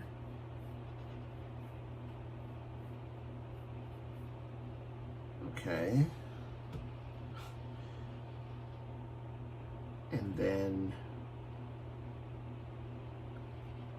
on this part here, I'm noticing there's a shade here on this part of the nose.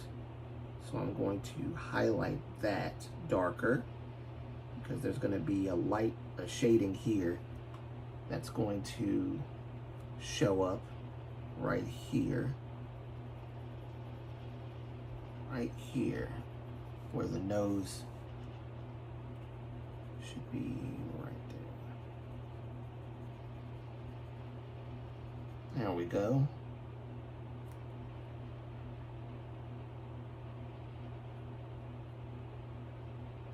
Perfect. All right, that's what I need. Then that'll help me to highlight the nose part a little bit more. Like I said, next time when I do this, I'm gonna try to have the ring light that goes on the desk instead of this ring light that's like right above me, because this ring light's not really helping much. And that way it won't be like upside down. It'll be this way. The ring light will be on this side. That way it won't look upside down. It's basically what I'm saying. But for now, it's on the floor, which I prefer it to not be on the floor, but I can't really do much about it. So I do apologize for the upside down nature of this live stream. But I'll do this is just a mock live stream because I have never done this before. So I'm just trying to test the waters and see, engage, see how I like it. And then I'll make my adjustments later when I do it again. Or at least when I do it again, all my adjustments will already been made. Okay, so the darker shade goes up. I feel like I'm starting this way lower, not as low as I should. Let me see, right here. Right here. Yep, right here. And then it goes up from there. Yep, like this.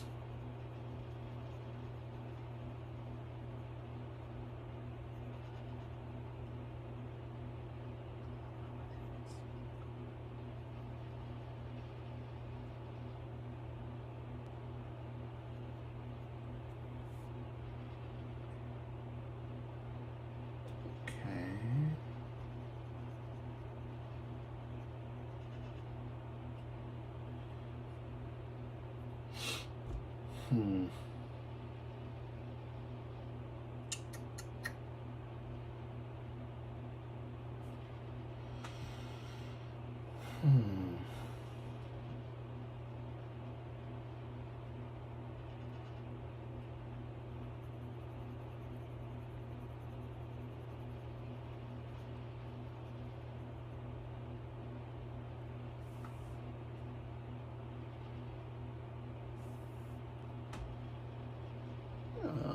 Let's see. I think that's fine. I think I need to use a different color just to make that look a little darker. But I'm not going to worry about that too much. Let's see, what's this here?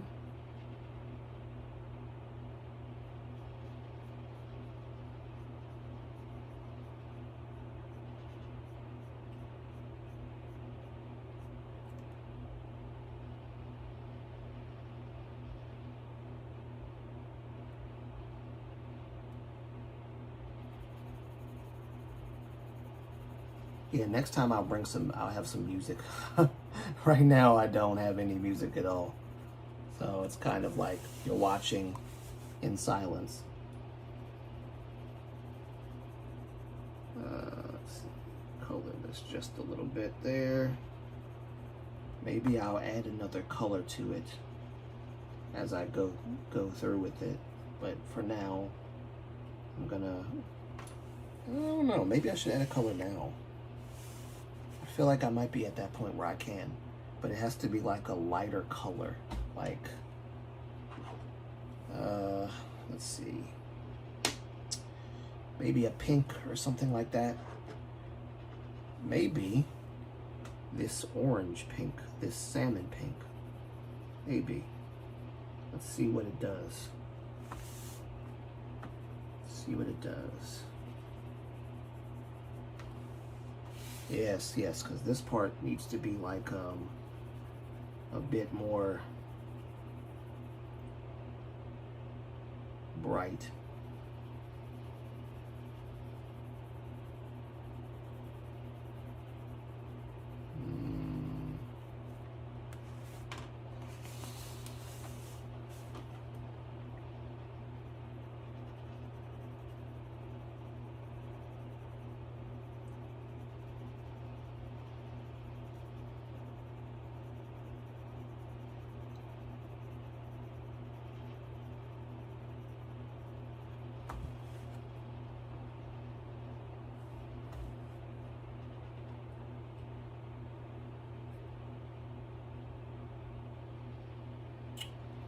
Huh.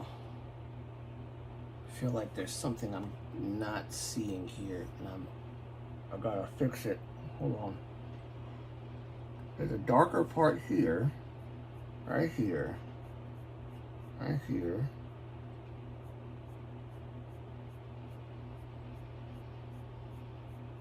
And then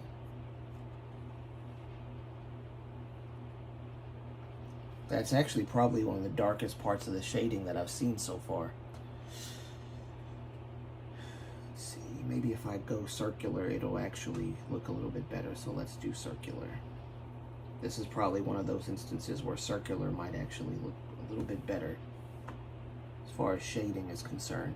Then I'm gonna go in with maybe a pink to make it look like how I'm seeing it as best as I can. And that way, I think it'll look a little bit better and might ease my mind about how it looks right now. All right, let's go in with the pink. And this I'll lightly go through with the pink, like this. Not too much, but just enough.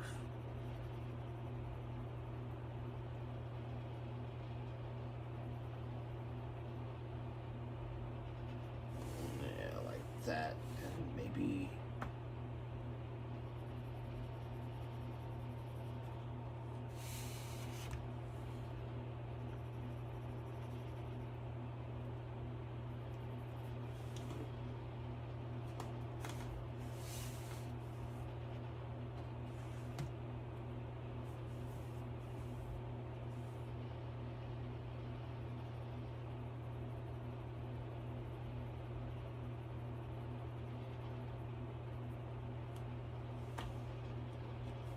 actually, it looks a lot better than I thought it would. Great.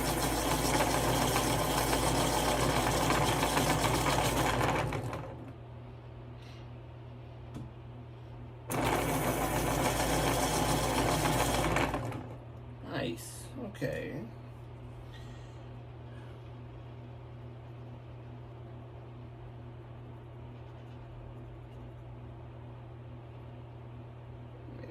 Okay, I went a little deeper with the pink than I thought I was. But it worked. It worked out. I think it worked out well. Let me just take a little evaluation here. Turn you around. And yeah, okay, good. All right, so what I'm gonna do now is make sure that I don't overpower this part too much, because there needs to be a blend between this peach color and the darker parts of this. So I'm gonna take, oh wait, wrong peach, whoa. Wrong peach color, light peach. Light peach, there we go. Blend it like this. Yes. Okay, good. Which I actually think I already put peach on here, but it's good that I added the peach again after doing this. Try to do it as best as I can, and I'll try to go in even a little bit in here with this peach color so that it doesn't look too dark in parts where it probably shouldn't. There we go, that's better. All right. I think I need some of this to go in just a little deeper. Right here, fill up these empty white spaces here. Okay.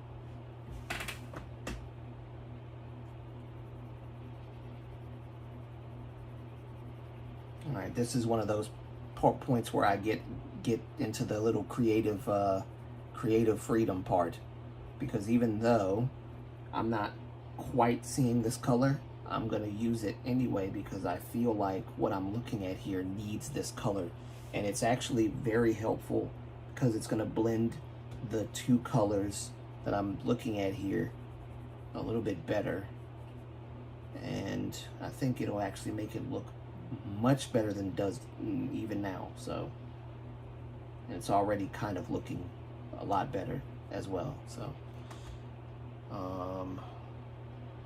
yeah. Not done with the shading of the nose just yet. There's still some things missing. I'm trying to think of it while I'm looking at it. But I think I'll return to that part later, and I'm gonna start immediately on this brighter side of the face.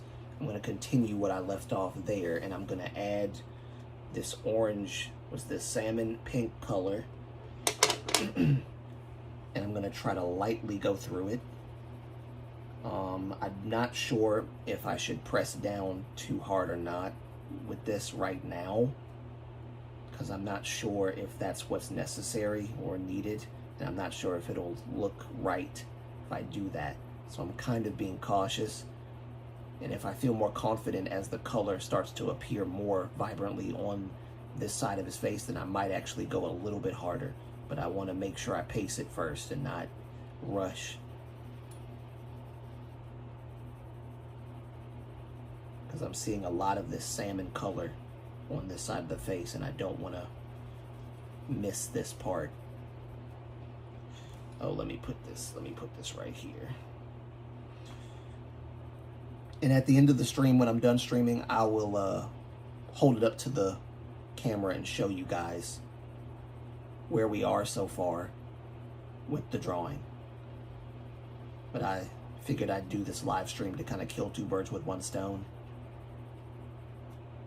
I'll make a better one in the future with a ring light that actually sits there on the table like it's supposed to, this way, not the way that it is now, so you can see it and I won't have to turn, because if I turn it this way, then that's the proper way that you guys should be looking at it, like right like this, but it's actually supposed to be the camera that turns that way, and I just can't do it at the moment. Oh, this is actually looking much better than I anticipated. I got quite a bit done today, I think. All right, let me continue on with this color. Make sure I'm getting this right. Okay, so I'm noticing, let me see, what am I looking at here? On the side of the face. See if there's a bit of a, I'm trying to figure out what color this is that I'm seeing here. Because it's not this color. This color is more like down here. So I need to figure out what this color is above me. See if I can work that color in. Let's see.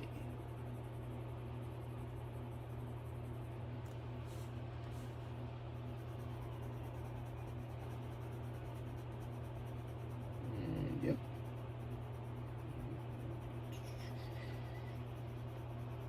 Put it more in here too.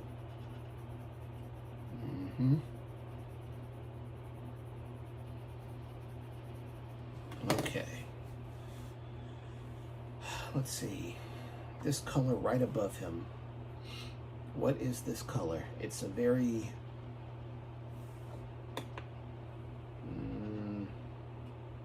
it's not pink, but it's definitely somewhere in the pink realm. Okay, there we go. I needed to see the form. All right, cool. So I'm gonna be careful with this part.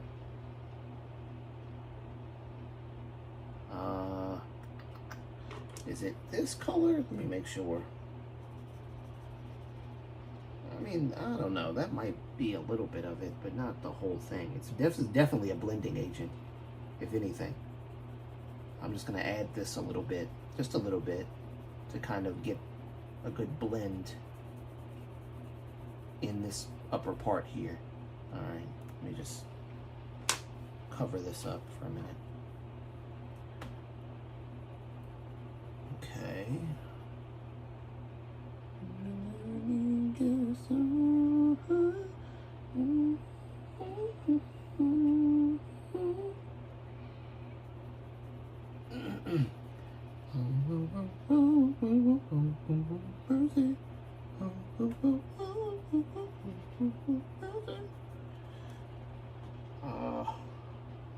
I feel like it's this color.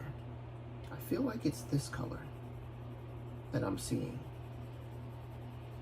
So I'm gonna go in and apply this color.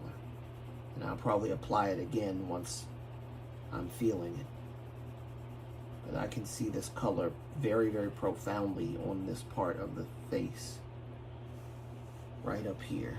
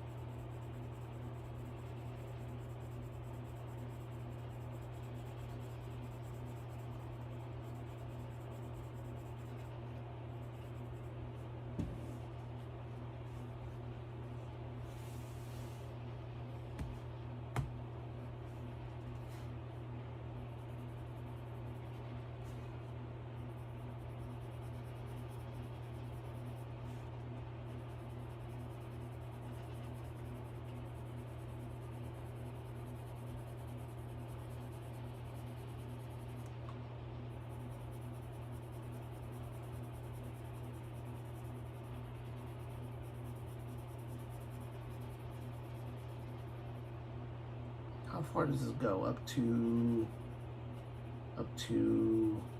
okay, so up to the eyebrow here. and then I need to make sure I got this angle right. Let me see. I need to make sure. So like we're going here, right here, and then it stops right there. So I don't want to go too far. Okay, never mind. No, it doesn't. It goes above. It goes all the way above. All the way above right here. And then stops right like that. So maybe I'll do that. And I'll expound on it more as we go up. But for now, I think that'll do. And this, I don't even know if this is the right color or not, but it definitely looks like it is. According to the picture. So, let's see. All right.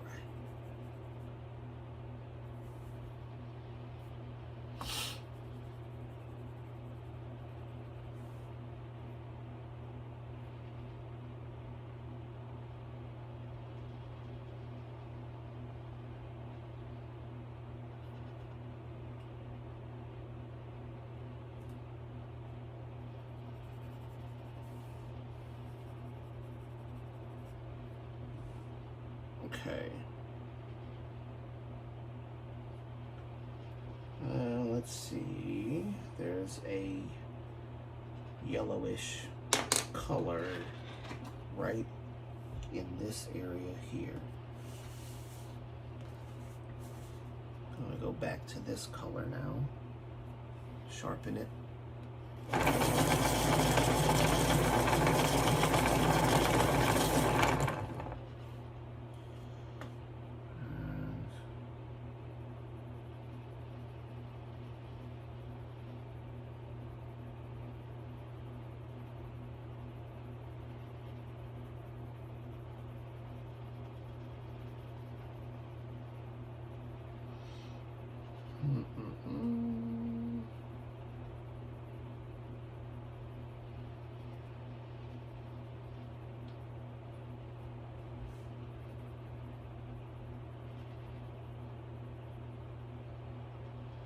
Really? Has it been 2 hours already? Wow. It's been 2 hours already. Can you believe it? Dad, that was a very fast 2 hours. I had no idea that I had already went past that. Okay, well, then I will be coming to a stop very soon. In fact, how about this? Let me see one more problem that I want to tackle, and then we'll put a pin in it and come back to it later. But I do want to do one more thing. We do this first, because this has been bugging me.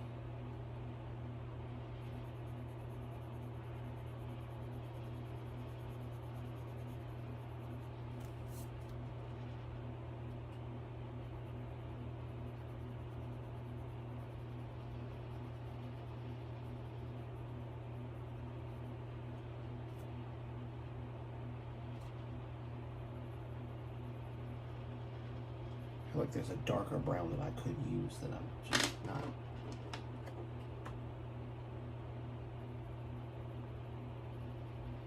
It's darker than this. This is not it. It's got to be a darker brown. Let me see. This might be it.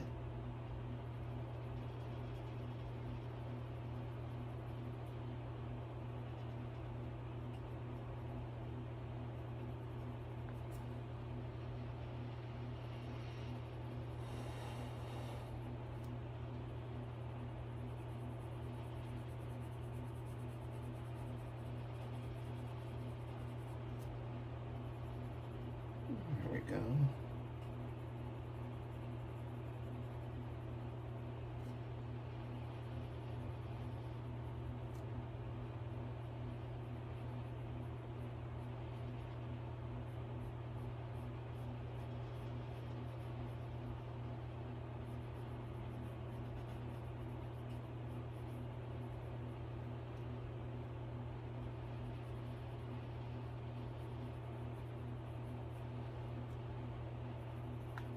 shade this. I think I need to.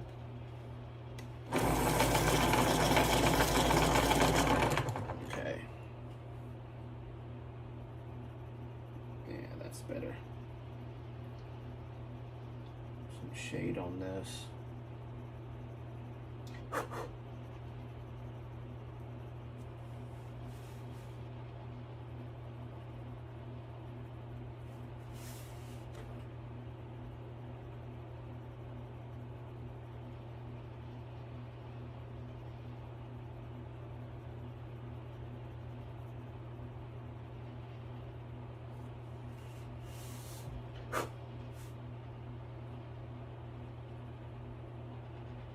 Mochi-san. Konbanwa.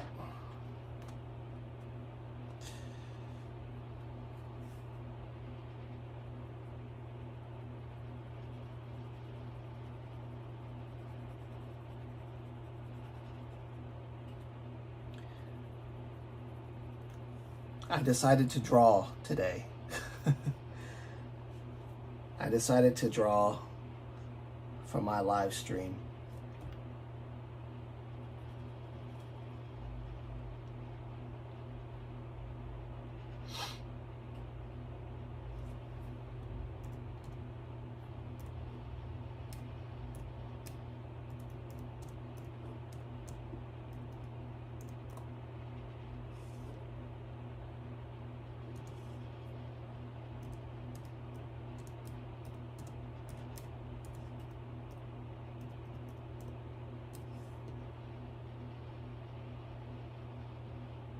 Yes, I decided to draw for my stream today.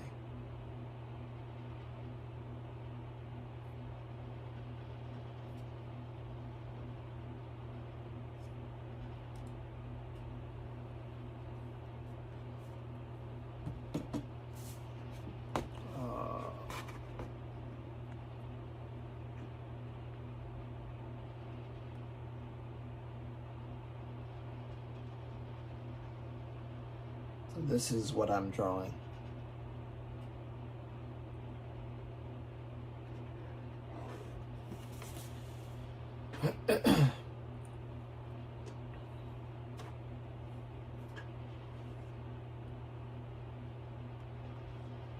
Thank you. It's lots of practice, and it's very stressful. Very stressful.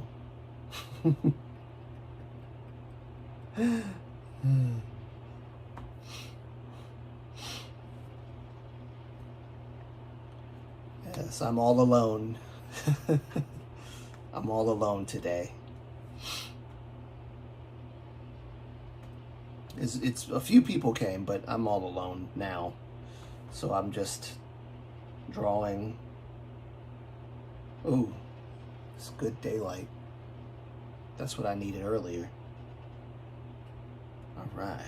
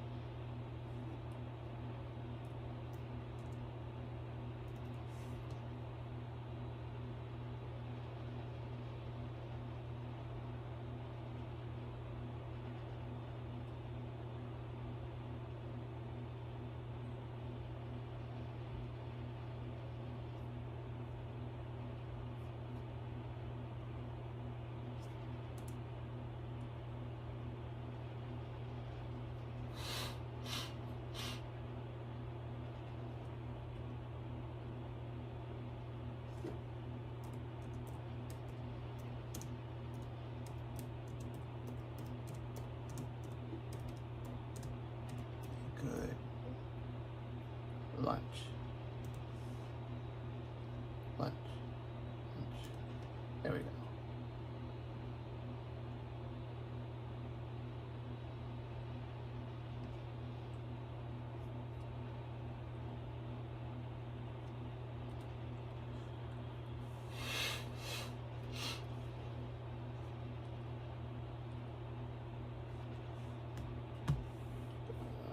Let's see. I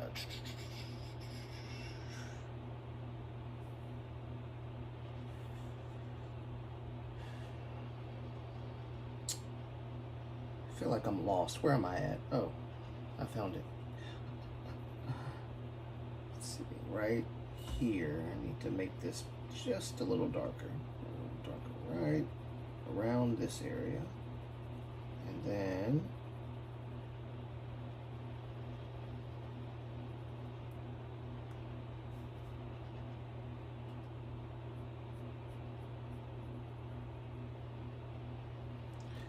there needs to be a darker brown.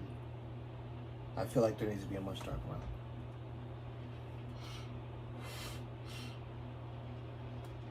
Practicing meeting for a sword. Whoa, really? A sword fight in Osaka? Nice.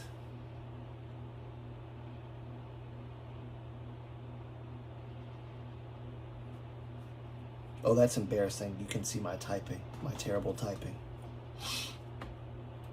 My terrible one-handed typing. Oh, good. Good, good, good, good.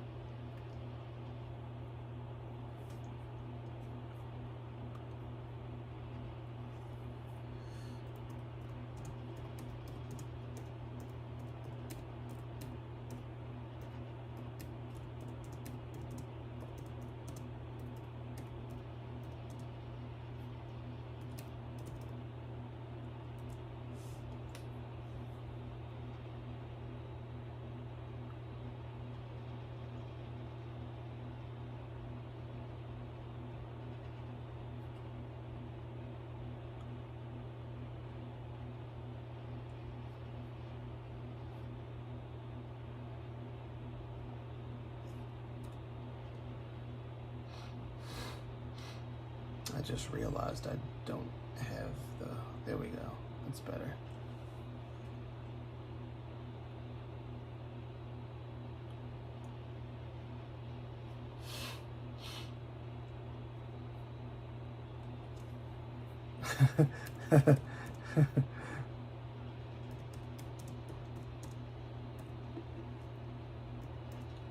Taking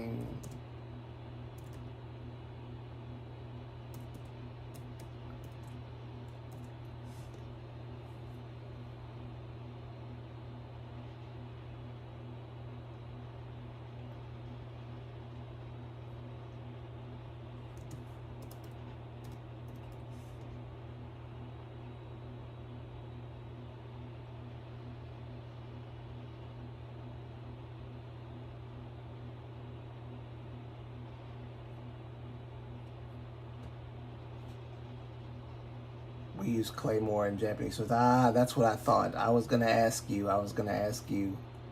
the Claymore.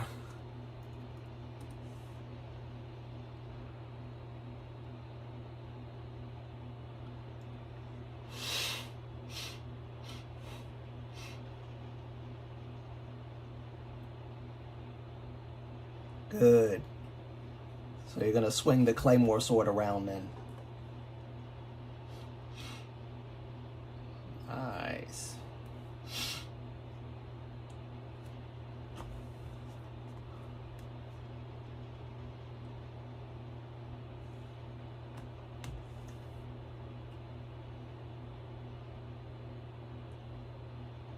I feel like I need a darker brown. There's gotta be a darker brown.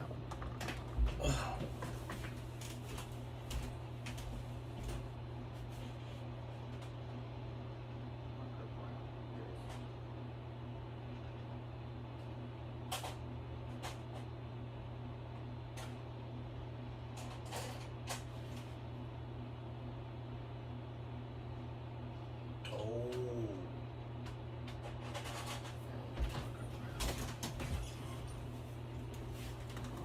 found the dark brown.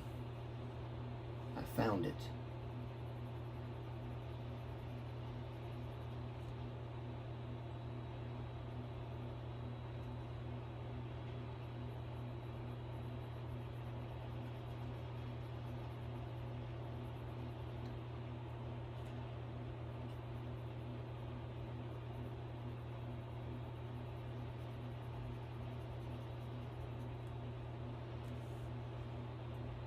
She bought Claymore and I'm shaking it.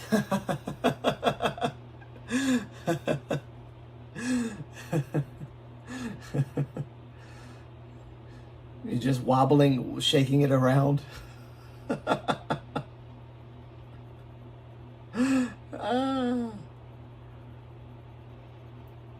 So that's why you're going to get a proper lesson.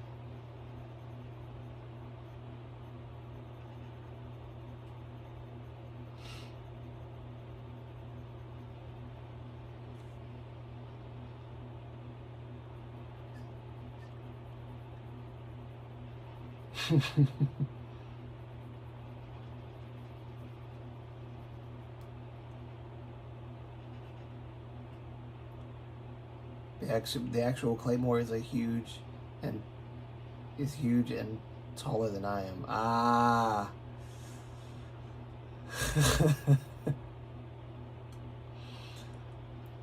Yes, but you have big muscles, so you should be able to swing it with ease.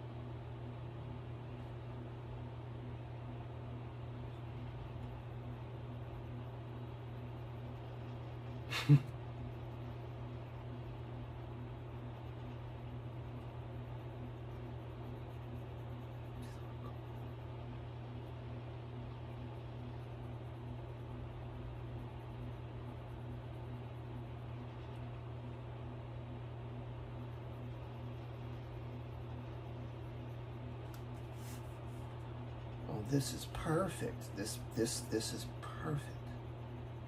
Yes. This is the color I was looking for. I'm gonna have to keep this dark brown with me. This is the perfect color. Ah, yes, perfect. That's what I was looking for.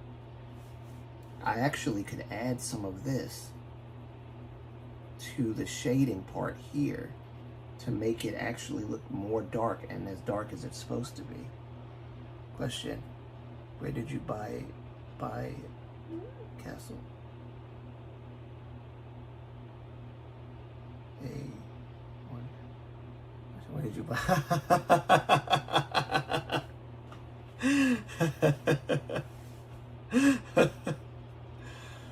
Nah. You bought it at Castlemore.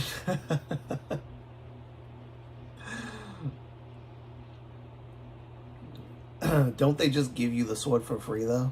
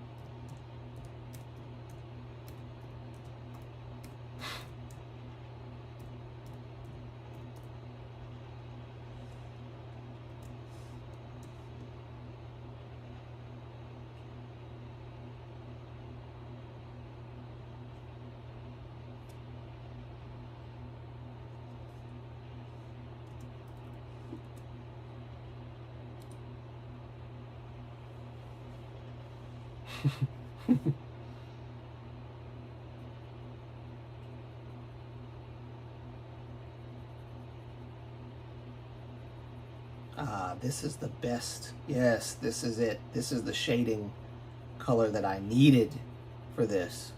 This is it right here. This is what I was needing. I needed this brown. This is actually the perfect shading color. No better shading color than this.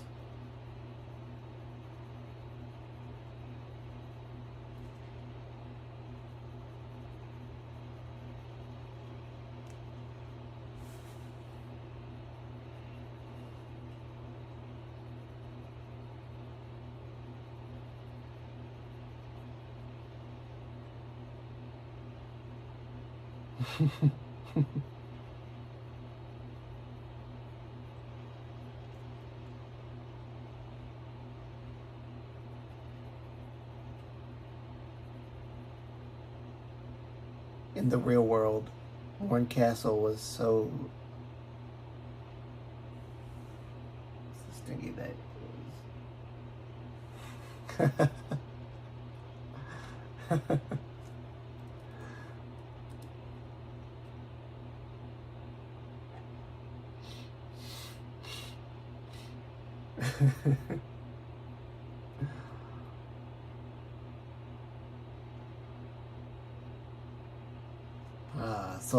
So.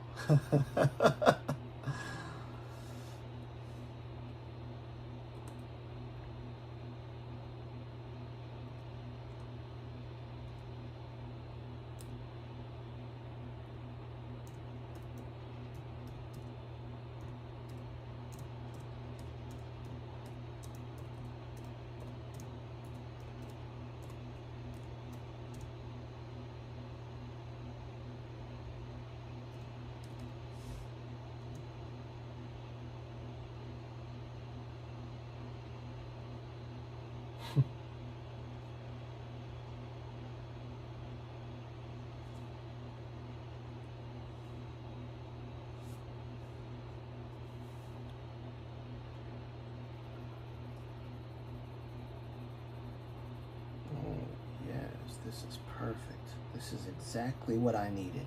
This color right here. I am so happy I found this color.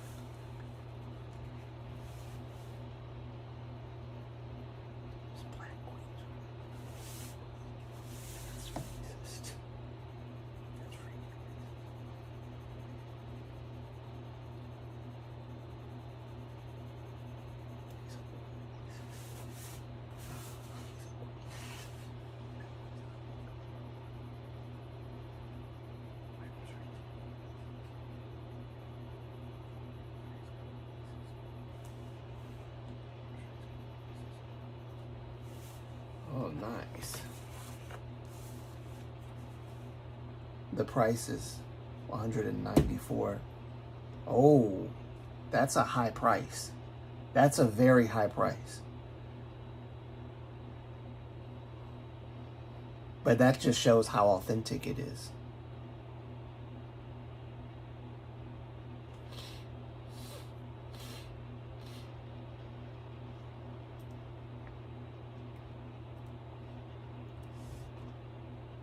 Wait, what's the price? $194.05. Ooh.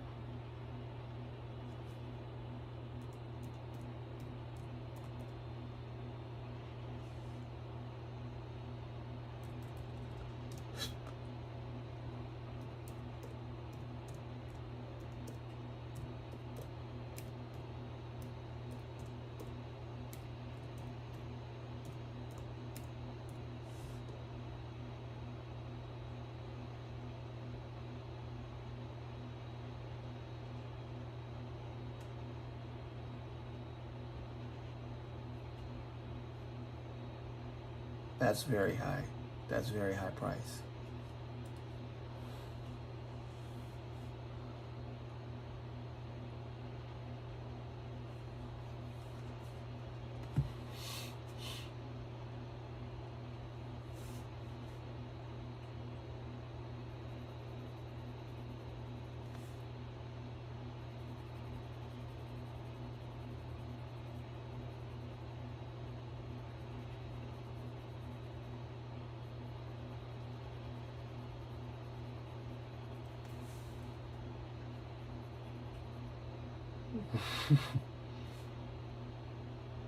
Oh, I didn't have to do that. I shouldn't have done that too dark.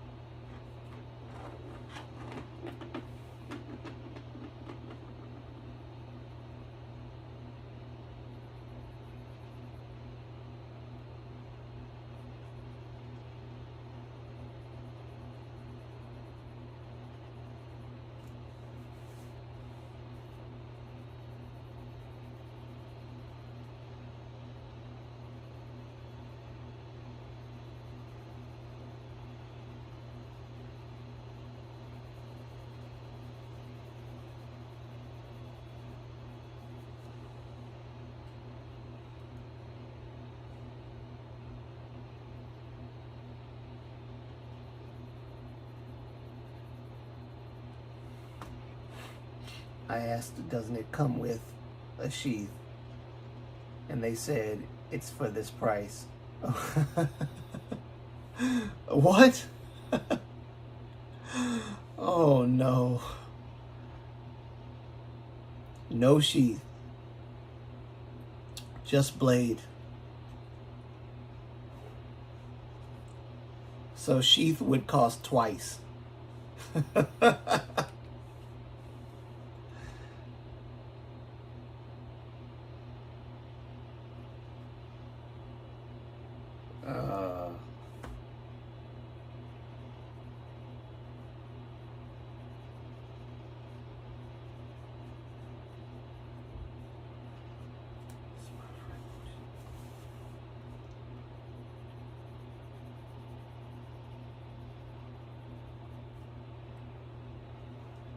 Hello, how are you? Shaima, hello Shaima. I'm doing well, I'm doing well.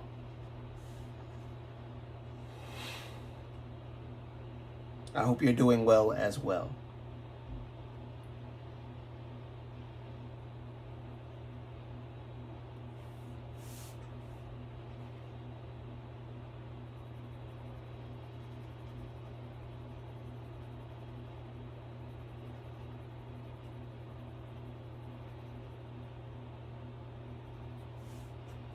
There we go.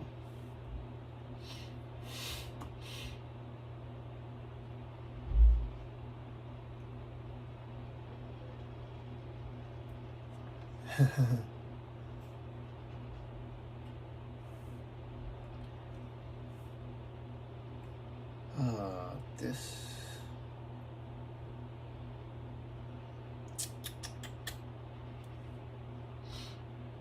You draw so well.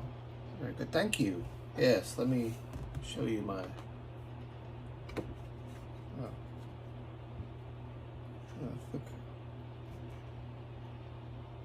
So far, this is what I got. Not bad, right? Not bad. Pretty good.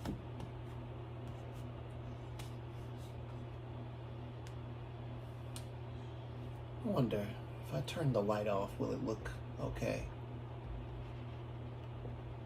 Let's see. Maybe if it's too bright. Thank you. Thank you.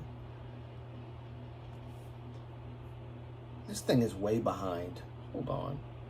Way behind. Okay, that actually looks kind of better with the light off. since the daylight is peering through, I can see without needing that light, because I actually prefer to not have that light.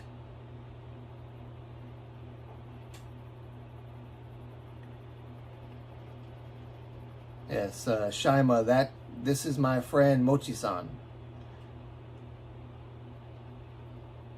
Mochi's been keeping me company for a while. So, he's a good friend. He's a good friend.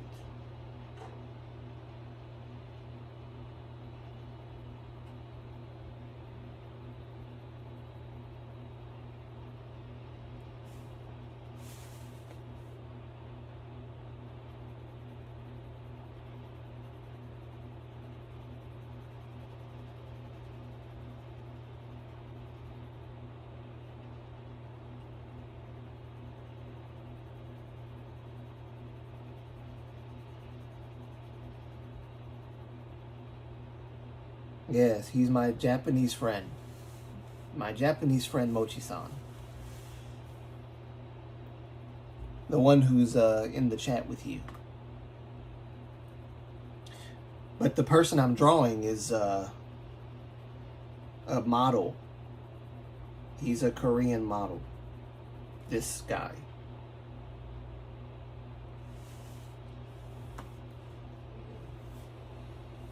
And he asked me to draw him like 3 years ago. And I hadn't finished. So I'm trying to finish this year to draw him. And I was going to do a live stream.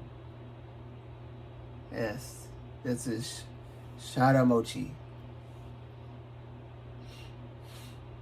Sharamochi.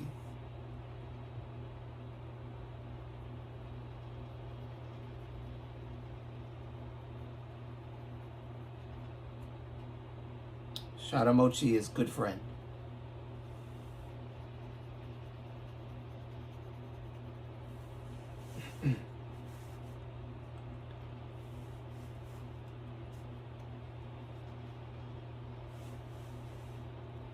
And he's very good at English.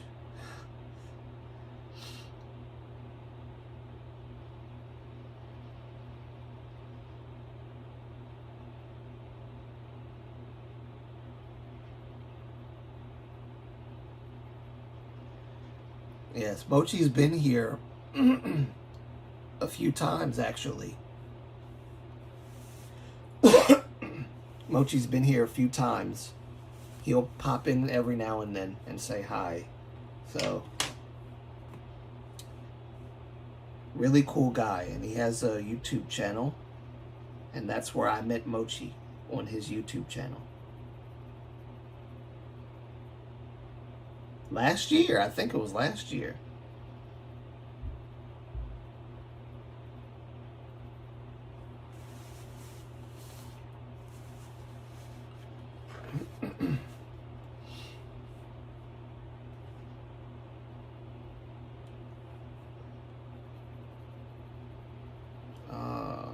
Nice. Perfect. Okay, now I gotta blend the color, because it's just have to blend the color now.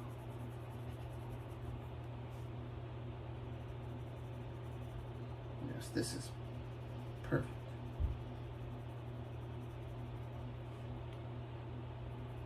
Blend the color.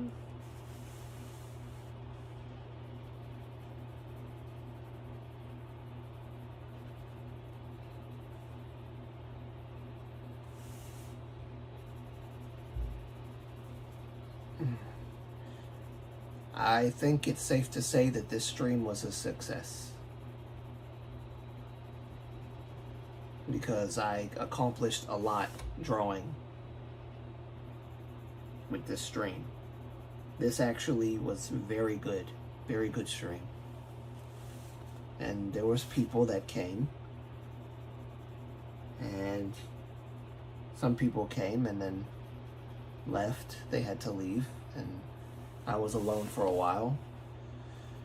And then Mochi came. And then Shima, you came. And there's some viewers, silent viewers.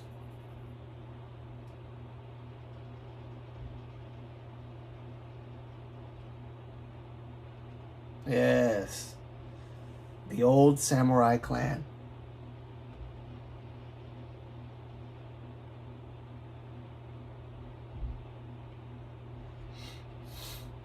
That's right. Mochi-san is a descendant of a great samurai clan.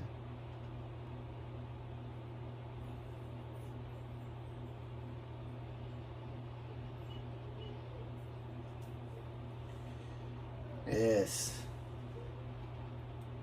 The clan of Shogun Shimazu. The clan of Shogun Shimazu.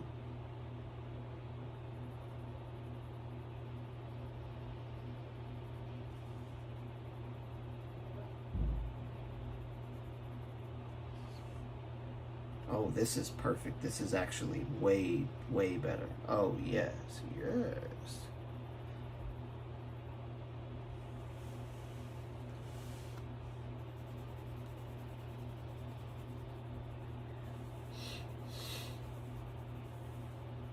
Nice. Perfect. This worked brilliantly. This darker color is exactly what I needed. I needed this color. Oh, God, yes. Perfect, perfect, perfect, perfect. This is absolutely perfect. And the only thing that I would say that I probably should have done was maybe make this a little darker over here too, without being too obvious. Or let's see.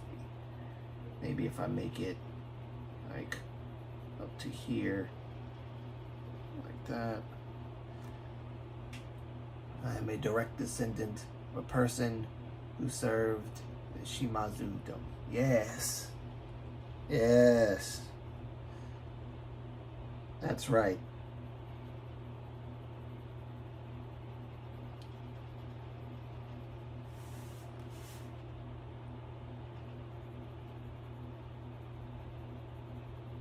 Mochi's ancestor served under the bear Shimazu.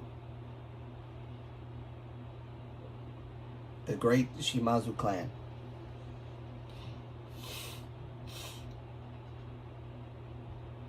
Actually, I told my brothers about the Shimazu, the ancestor. I told my brothers about Mochi-san's ancestor.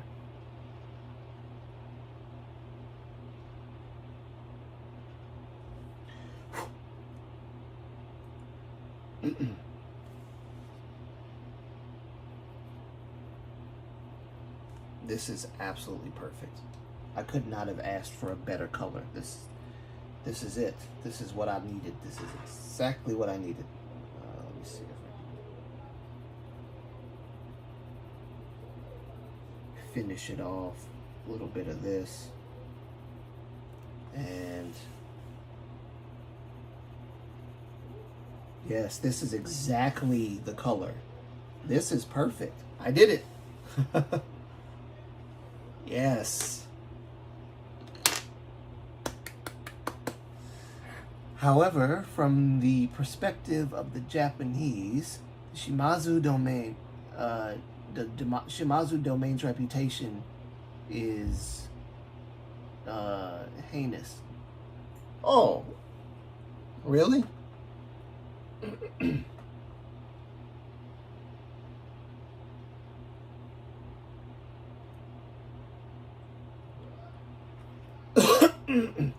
To Americans, especially Americans who are very interested in the ancient Japanese samurai lineage and the Sengoku Jidai era, we we like talking about all the different clans, and we are like very interested in all the clans of the Zengoku Jidai period. So even the Shimazu is very interesting.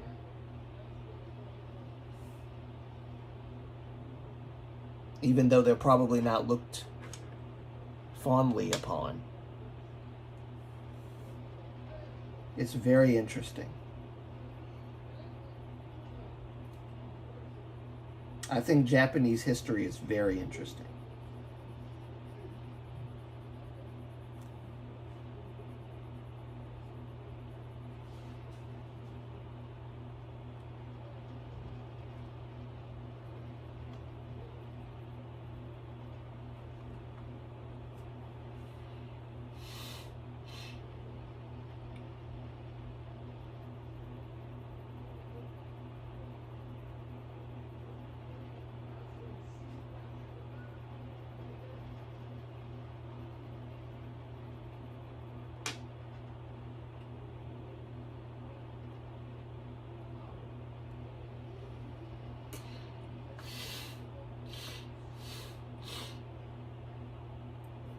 Yes, I think it's very interesting.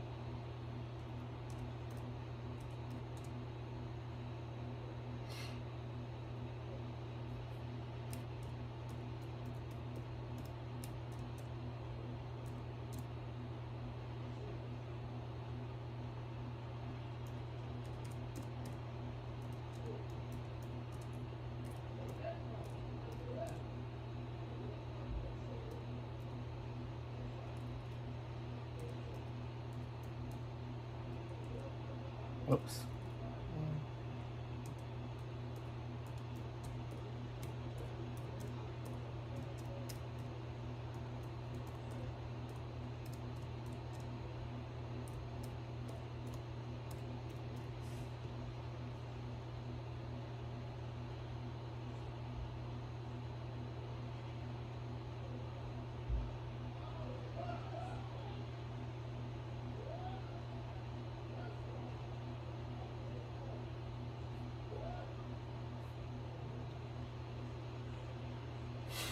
The warring, the Warring States period was the most disastrous period in Japanese history. Ah, yes.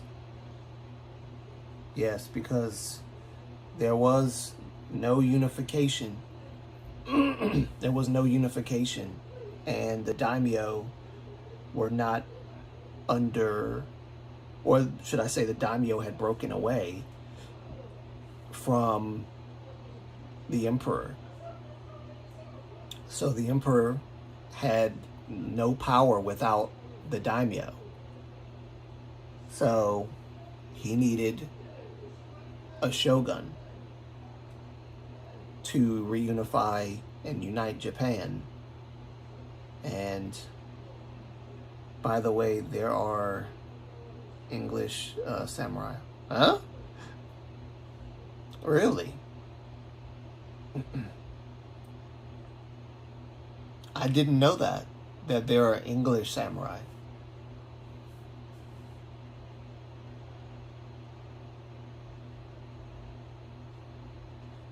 Well, yeah, no, I guess I didn't know that at all, actually.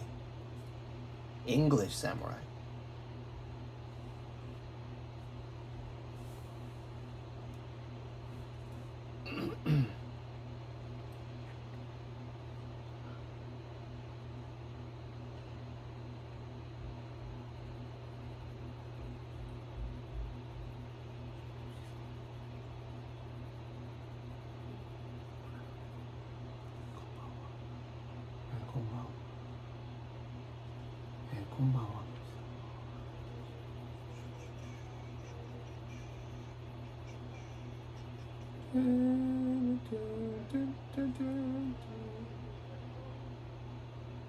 Miura Anjin.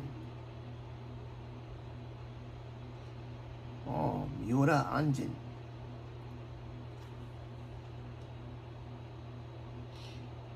I've never heard of Miura Anjin. Oh, I'm gonna, as a white man, he was the first to receive the title of samurai. Ah, wait a minute. Wasn't he the person? Wasn't he the person who left? He was stranded.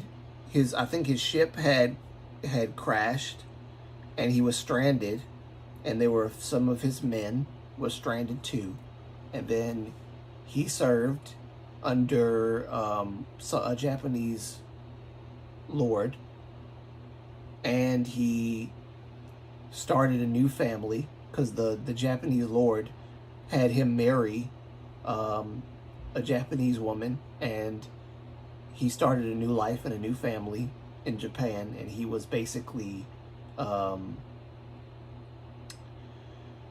I think I know who you're talking about. I think that's the guy, right? Let me see. Miura Anjin. Miura Anjin. Miura, let's see, Google Miura Anjin. Miura Anjin. Miura Anjin. William Adams. Miura Anjin. William Adams, better known in Japan as Miura Anjin, was an English navigator who in 1600 became the first Englishman to reach Japan. He was later granted samurai status and was recognized as one of the most influential foreigners in Japan during the early 17th century. Wow. Joseph Adams, Miura Anjin. Ah, so that's what Shogun's based on. So the show Shogun is based on the true story of Miura Anjin. Ah.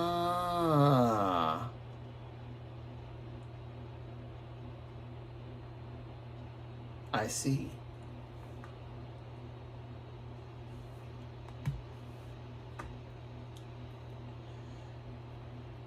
I think I heard about the story loosely, but I didn't actually look deeper into it until now. So I'm glad you brought that up.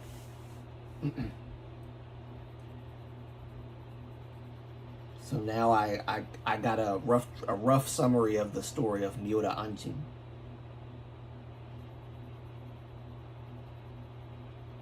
I think it is. I think it's the same guy though, who served a Japanese lord, and he had a wife in his country, but he couldn't return, and he had made a life for himself in Japan. So maybe I can go to Japan and become the next Miura Anjin, and I can have a Japanese wife and become a samurai. Miura Anjin.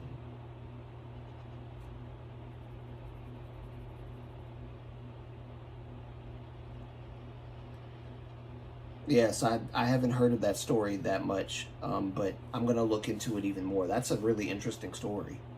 So now I know where the show Shogun got it from. It was the story of Miura Anjin. Nice. However, the first foreigner to be given Japanese name is Yasuke. Ah, that's right.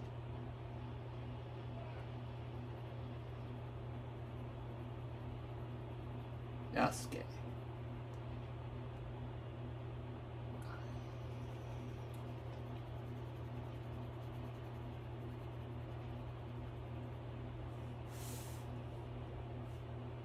Yes, Yasuke is a name I know well.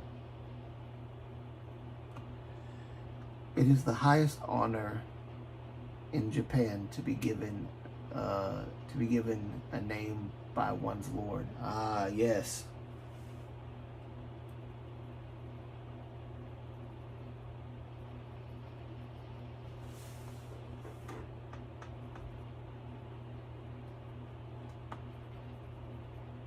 So Yasuke received a high honor.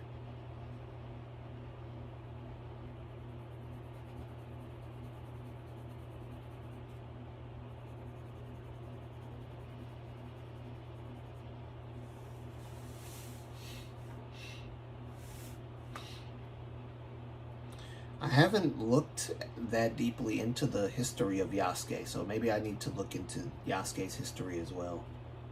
A lot. I know a little bit here and there, but I don't know the whole story. So maybe I should look into Yasuke as well as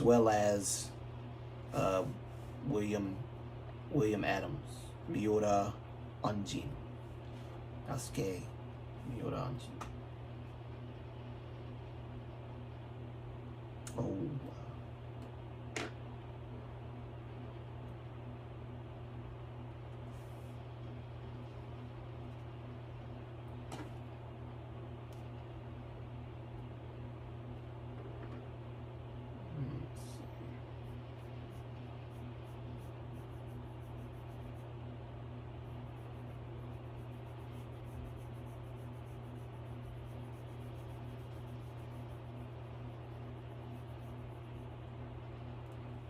Even Japanese people who want to keep records of everything don't know what happened after Nobunaga's death. Ah. So there's a lot of speculation.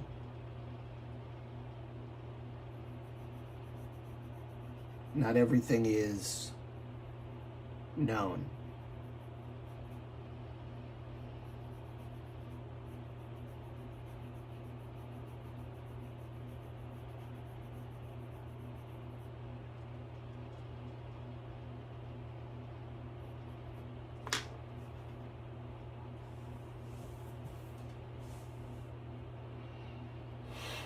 That's interesting because I thought there would be like a historical record, like more of a historical record. But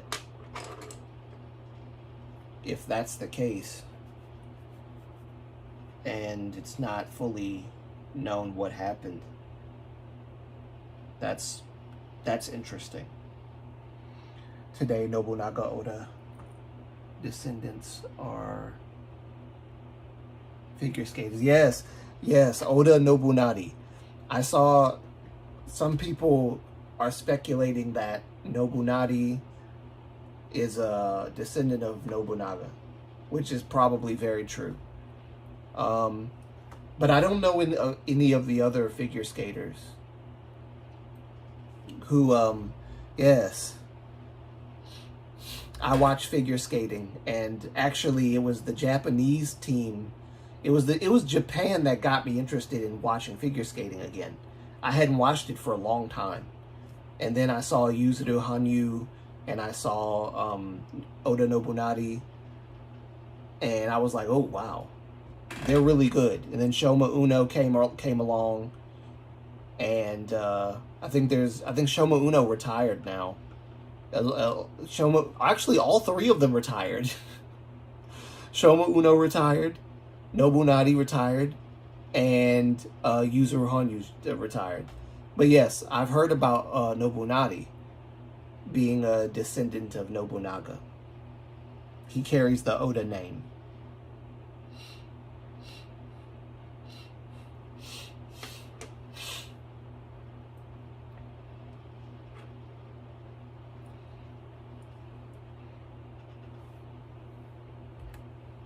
It's getting darker. Let me turn this back on.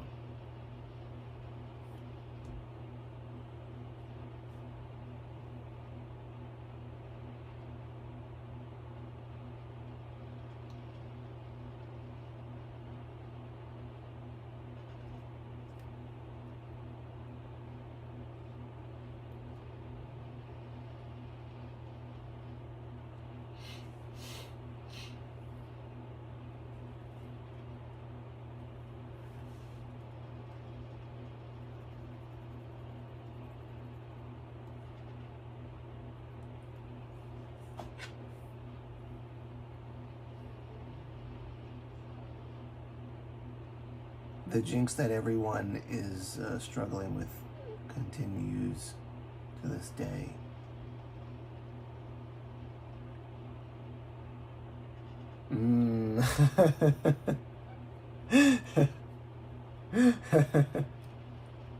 Yes. Yes.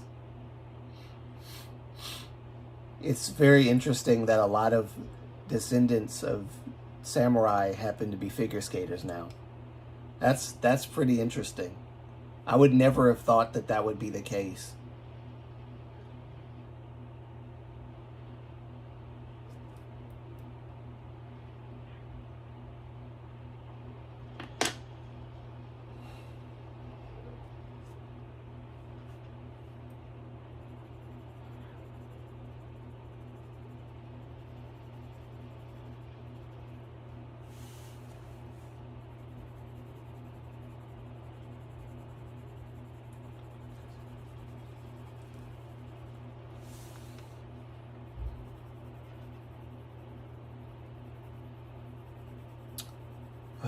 Yes, figure skating is still interesting, but it's not as interesting without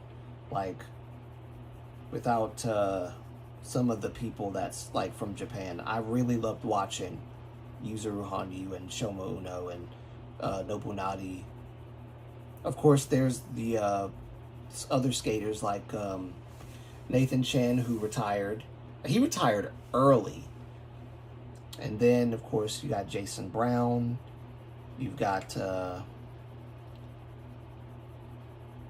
few other ones as well from the men's category that I really like. But I miss Nobunadi being in the skating thing. But Nobunadi's like, he's got a wife, he's got kids now. It's amazing. So now all of his kids are carrying on the Oda name as well. The lineage of Nobunaga continues.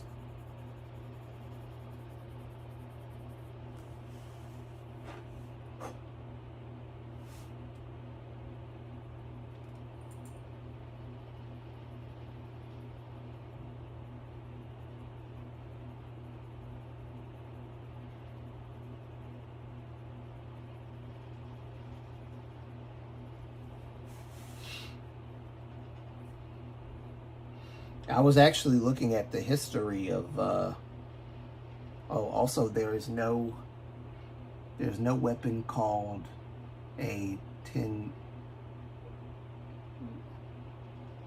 Also, there's no weapon called a 10-character naginata. It's called crossbar spear. A crossbar spear. Ah. Cross-shaped naginata, cross-shaped spear.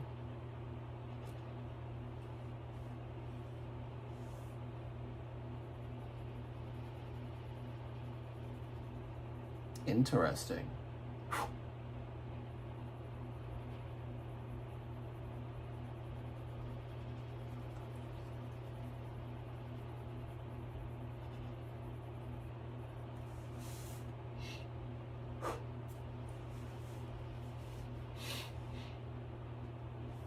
Japanese history is really interesting. I really, really like the Japanese history. Really, really, really, really.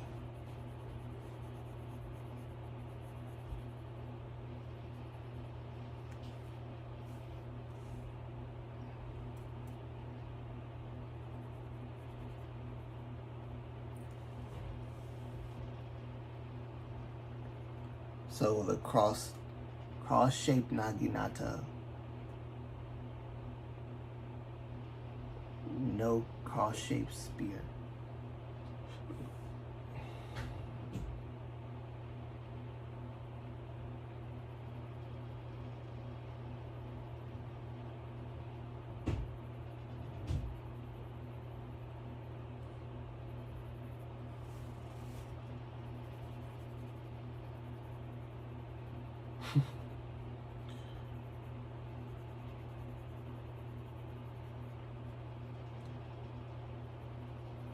It's funny because when I grew up, people kept telling me that it was dishonorable even for samurai to use firearms, but that's actually not true. Samurai actually used firearms a lot more than they did here in America. Like when it came to firearms in war, Japan, they had like mass production of firearms. So I don't know exactly who said that it was dishonorable, but they apparently didn't know what they were talking about, because everyone used firearms. If you can get your hands on firearms, you can use firearms.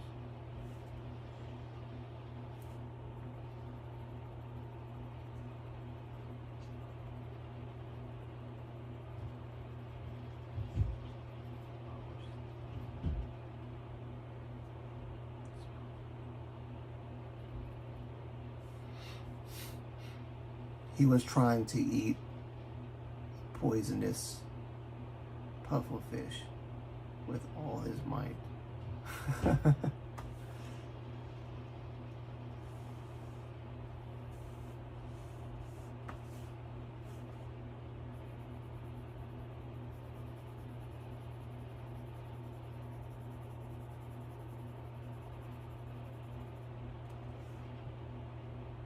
It's so crazy. Yes, that's crazy. Very crazy.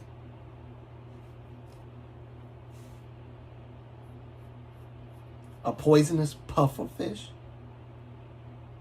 No. Oh.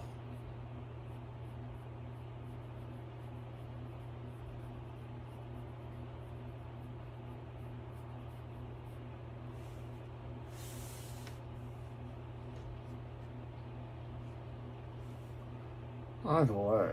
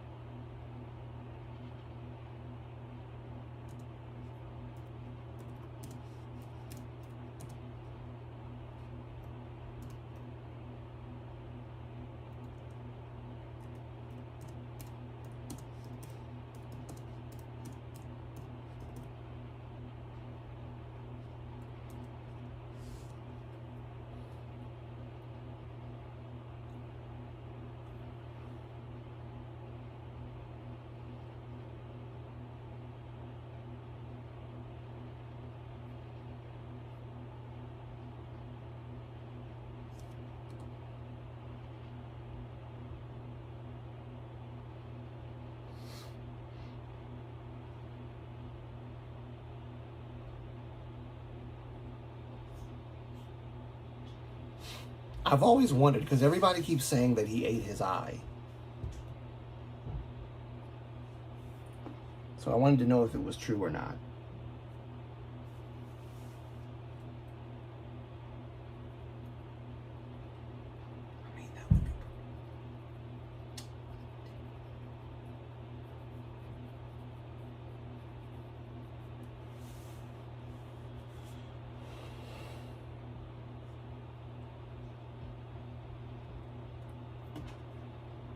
I've always been curious about that story.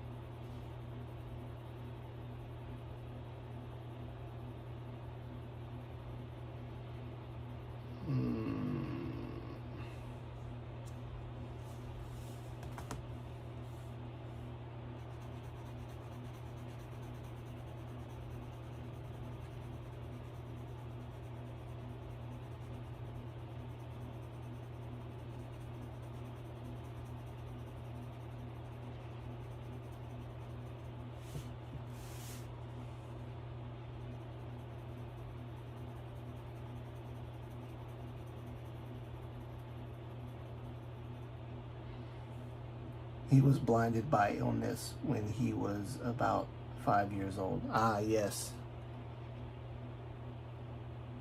Okay, so that whole thing about him eating his eye was just alleged.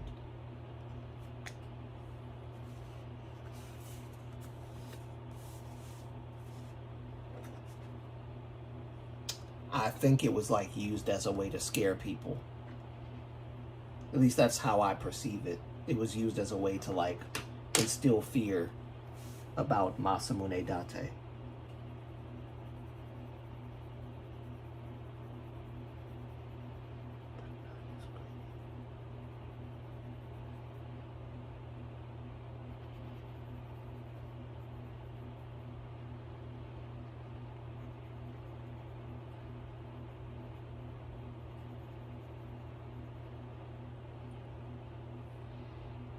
Yes, I do remember that though, that he was like, he had a sickness or illness. And then that's why his eye got infected with that sickness.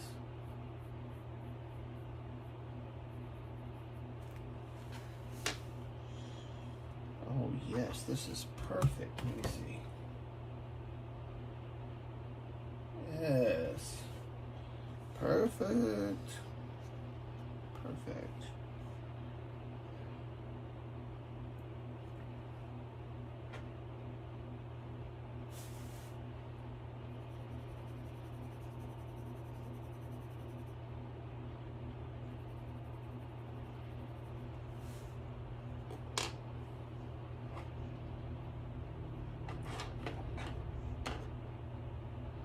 After that, he achieved military service and was known under the nickname Dokangan.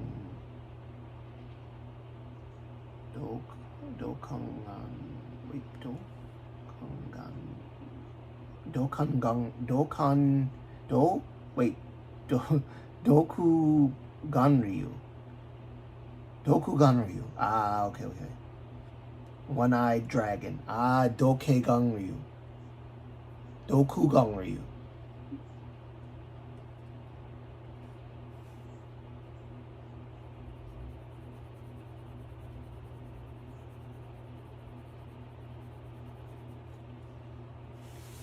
Mochi-san is teaching me Japanese history.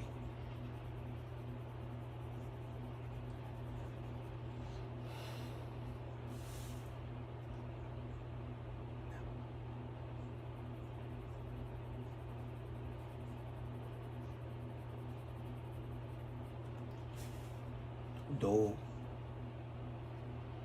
It means the dragon with one eye. Ah, one-eyed dragon. Dokuganryu. Dokuganryu. Doku Ganryu.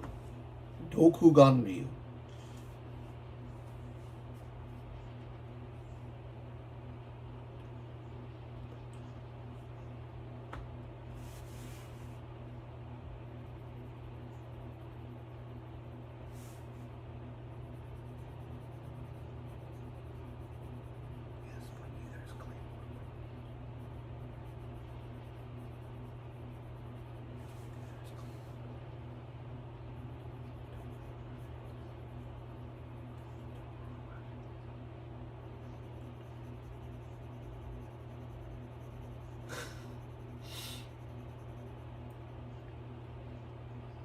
One-eyed dragon.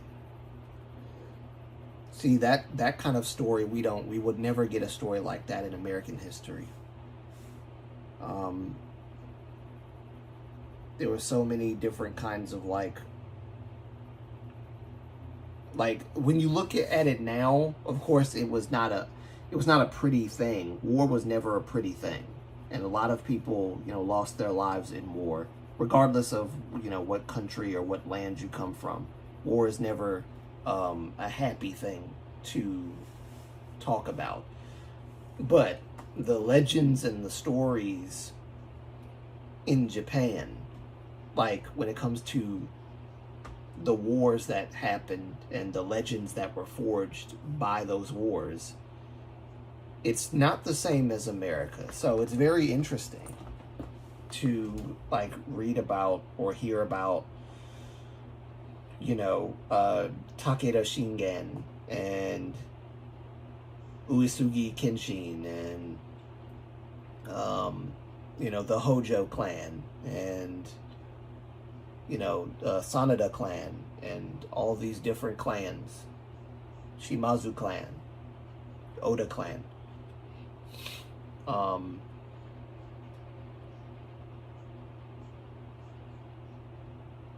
Yeah, I like hearing about all of these different clans and all the different stories,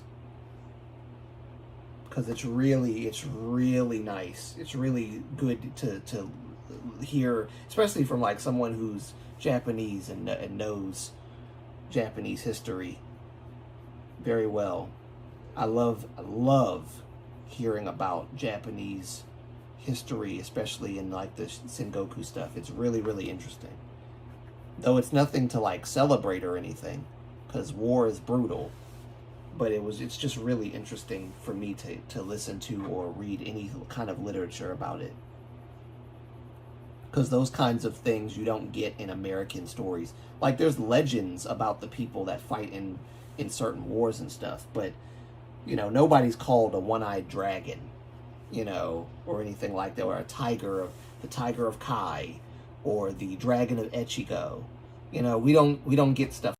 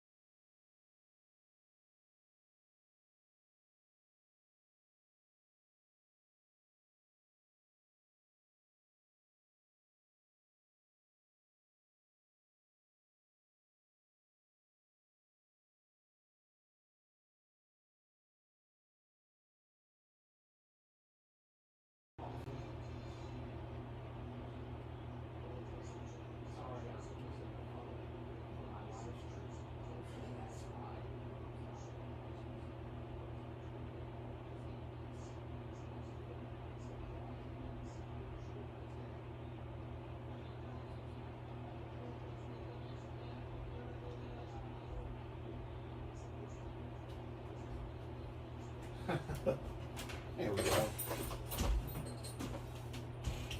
Oh. Oh. Okay. I think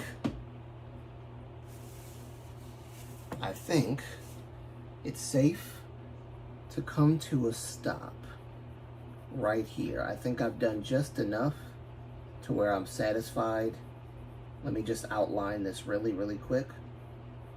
Show you what we've done so far. And then I'll wrap up. So, so far, this is where we are.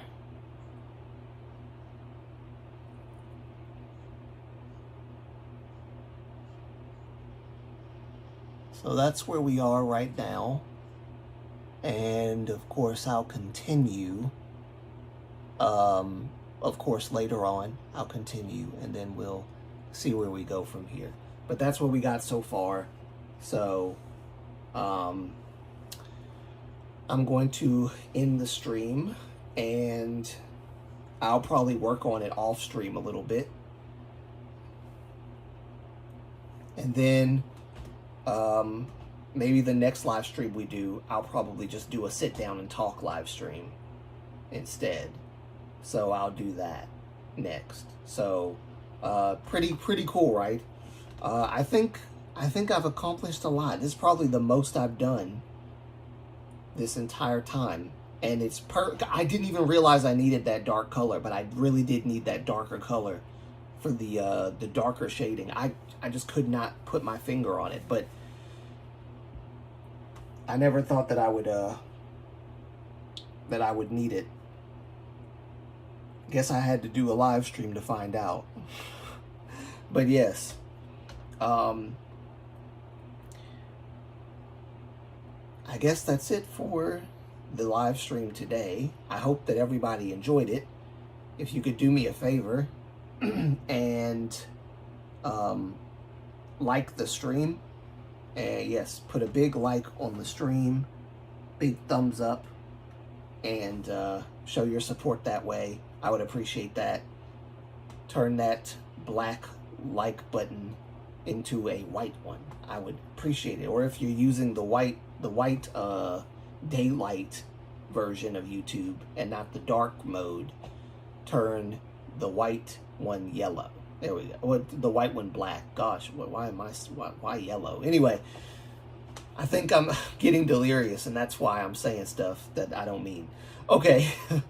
Thank you guys for watching. I appreciate you guys coming. Mochi-san, arigatou gozaimasu. Thank you so much for coming. Thank you. I appreciate you coming and spending time with me. Shaima, thank you for coming. Who else came? See, Shaima. Who else came? This says English, but I know that's not what it says. Let me see. Sumi came. Thank you, Sumi. Thank you, JDH. Thank you, Haifa. Thank you, Fairy Tale. And Ninguk. And Brannon Alred. I think that's how you say that. Oh, and Hassan Arif. Thank you guys so much for coming. Seriously, thank you so much. Thank you, Mochi-san. Thank you. Thank you for being here.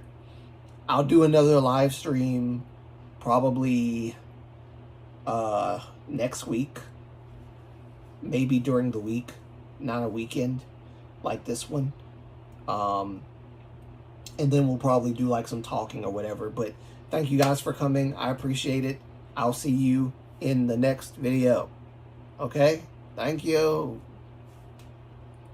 Bye-bye.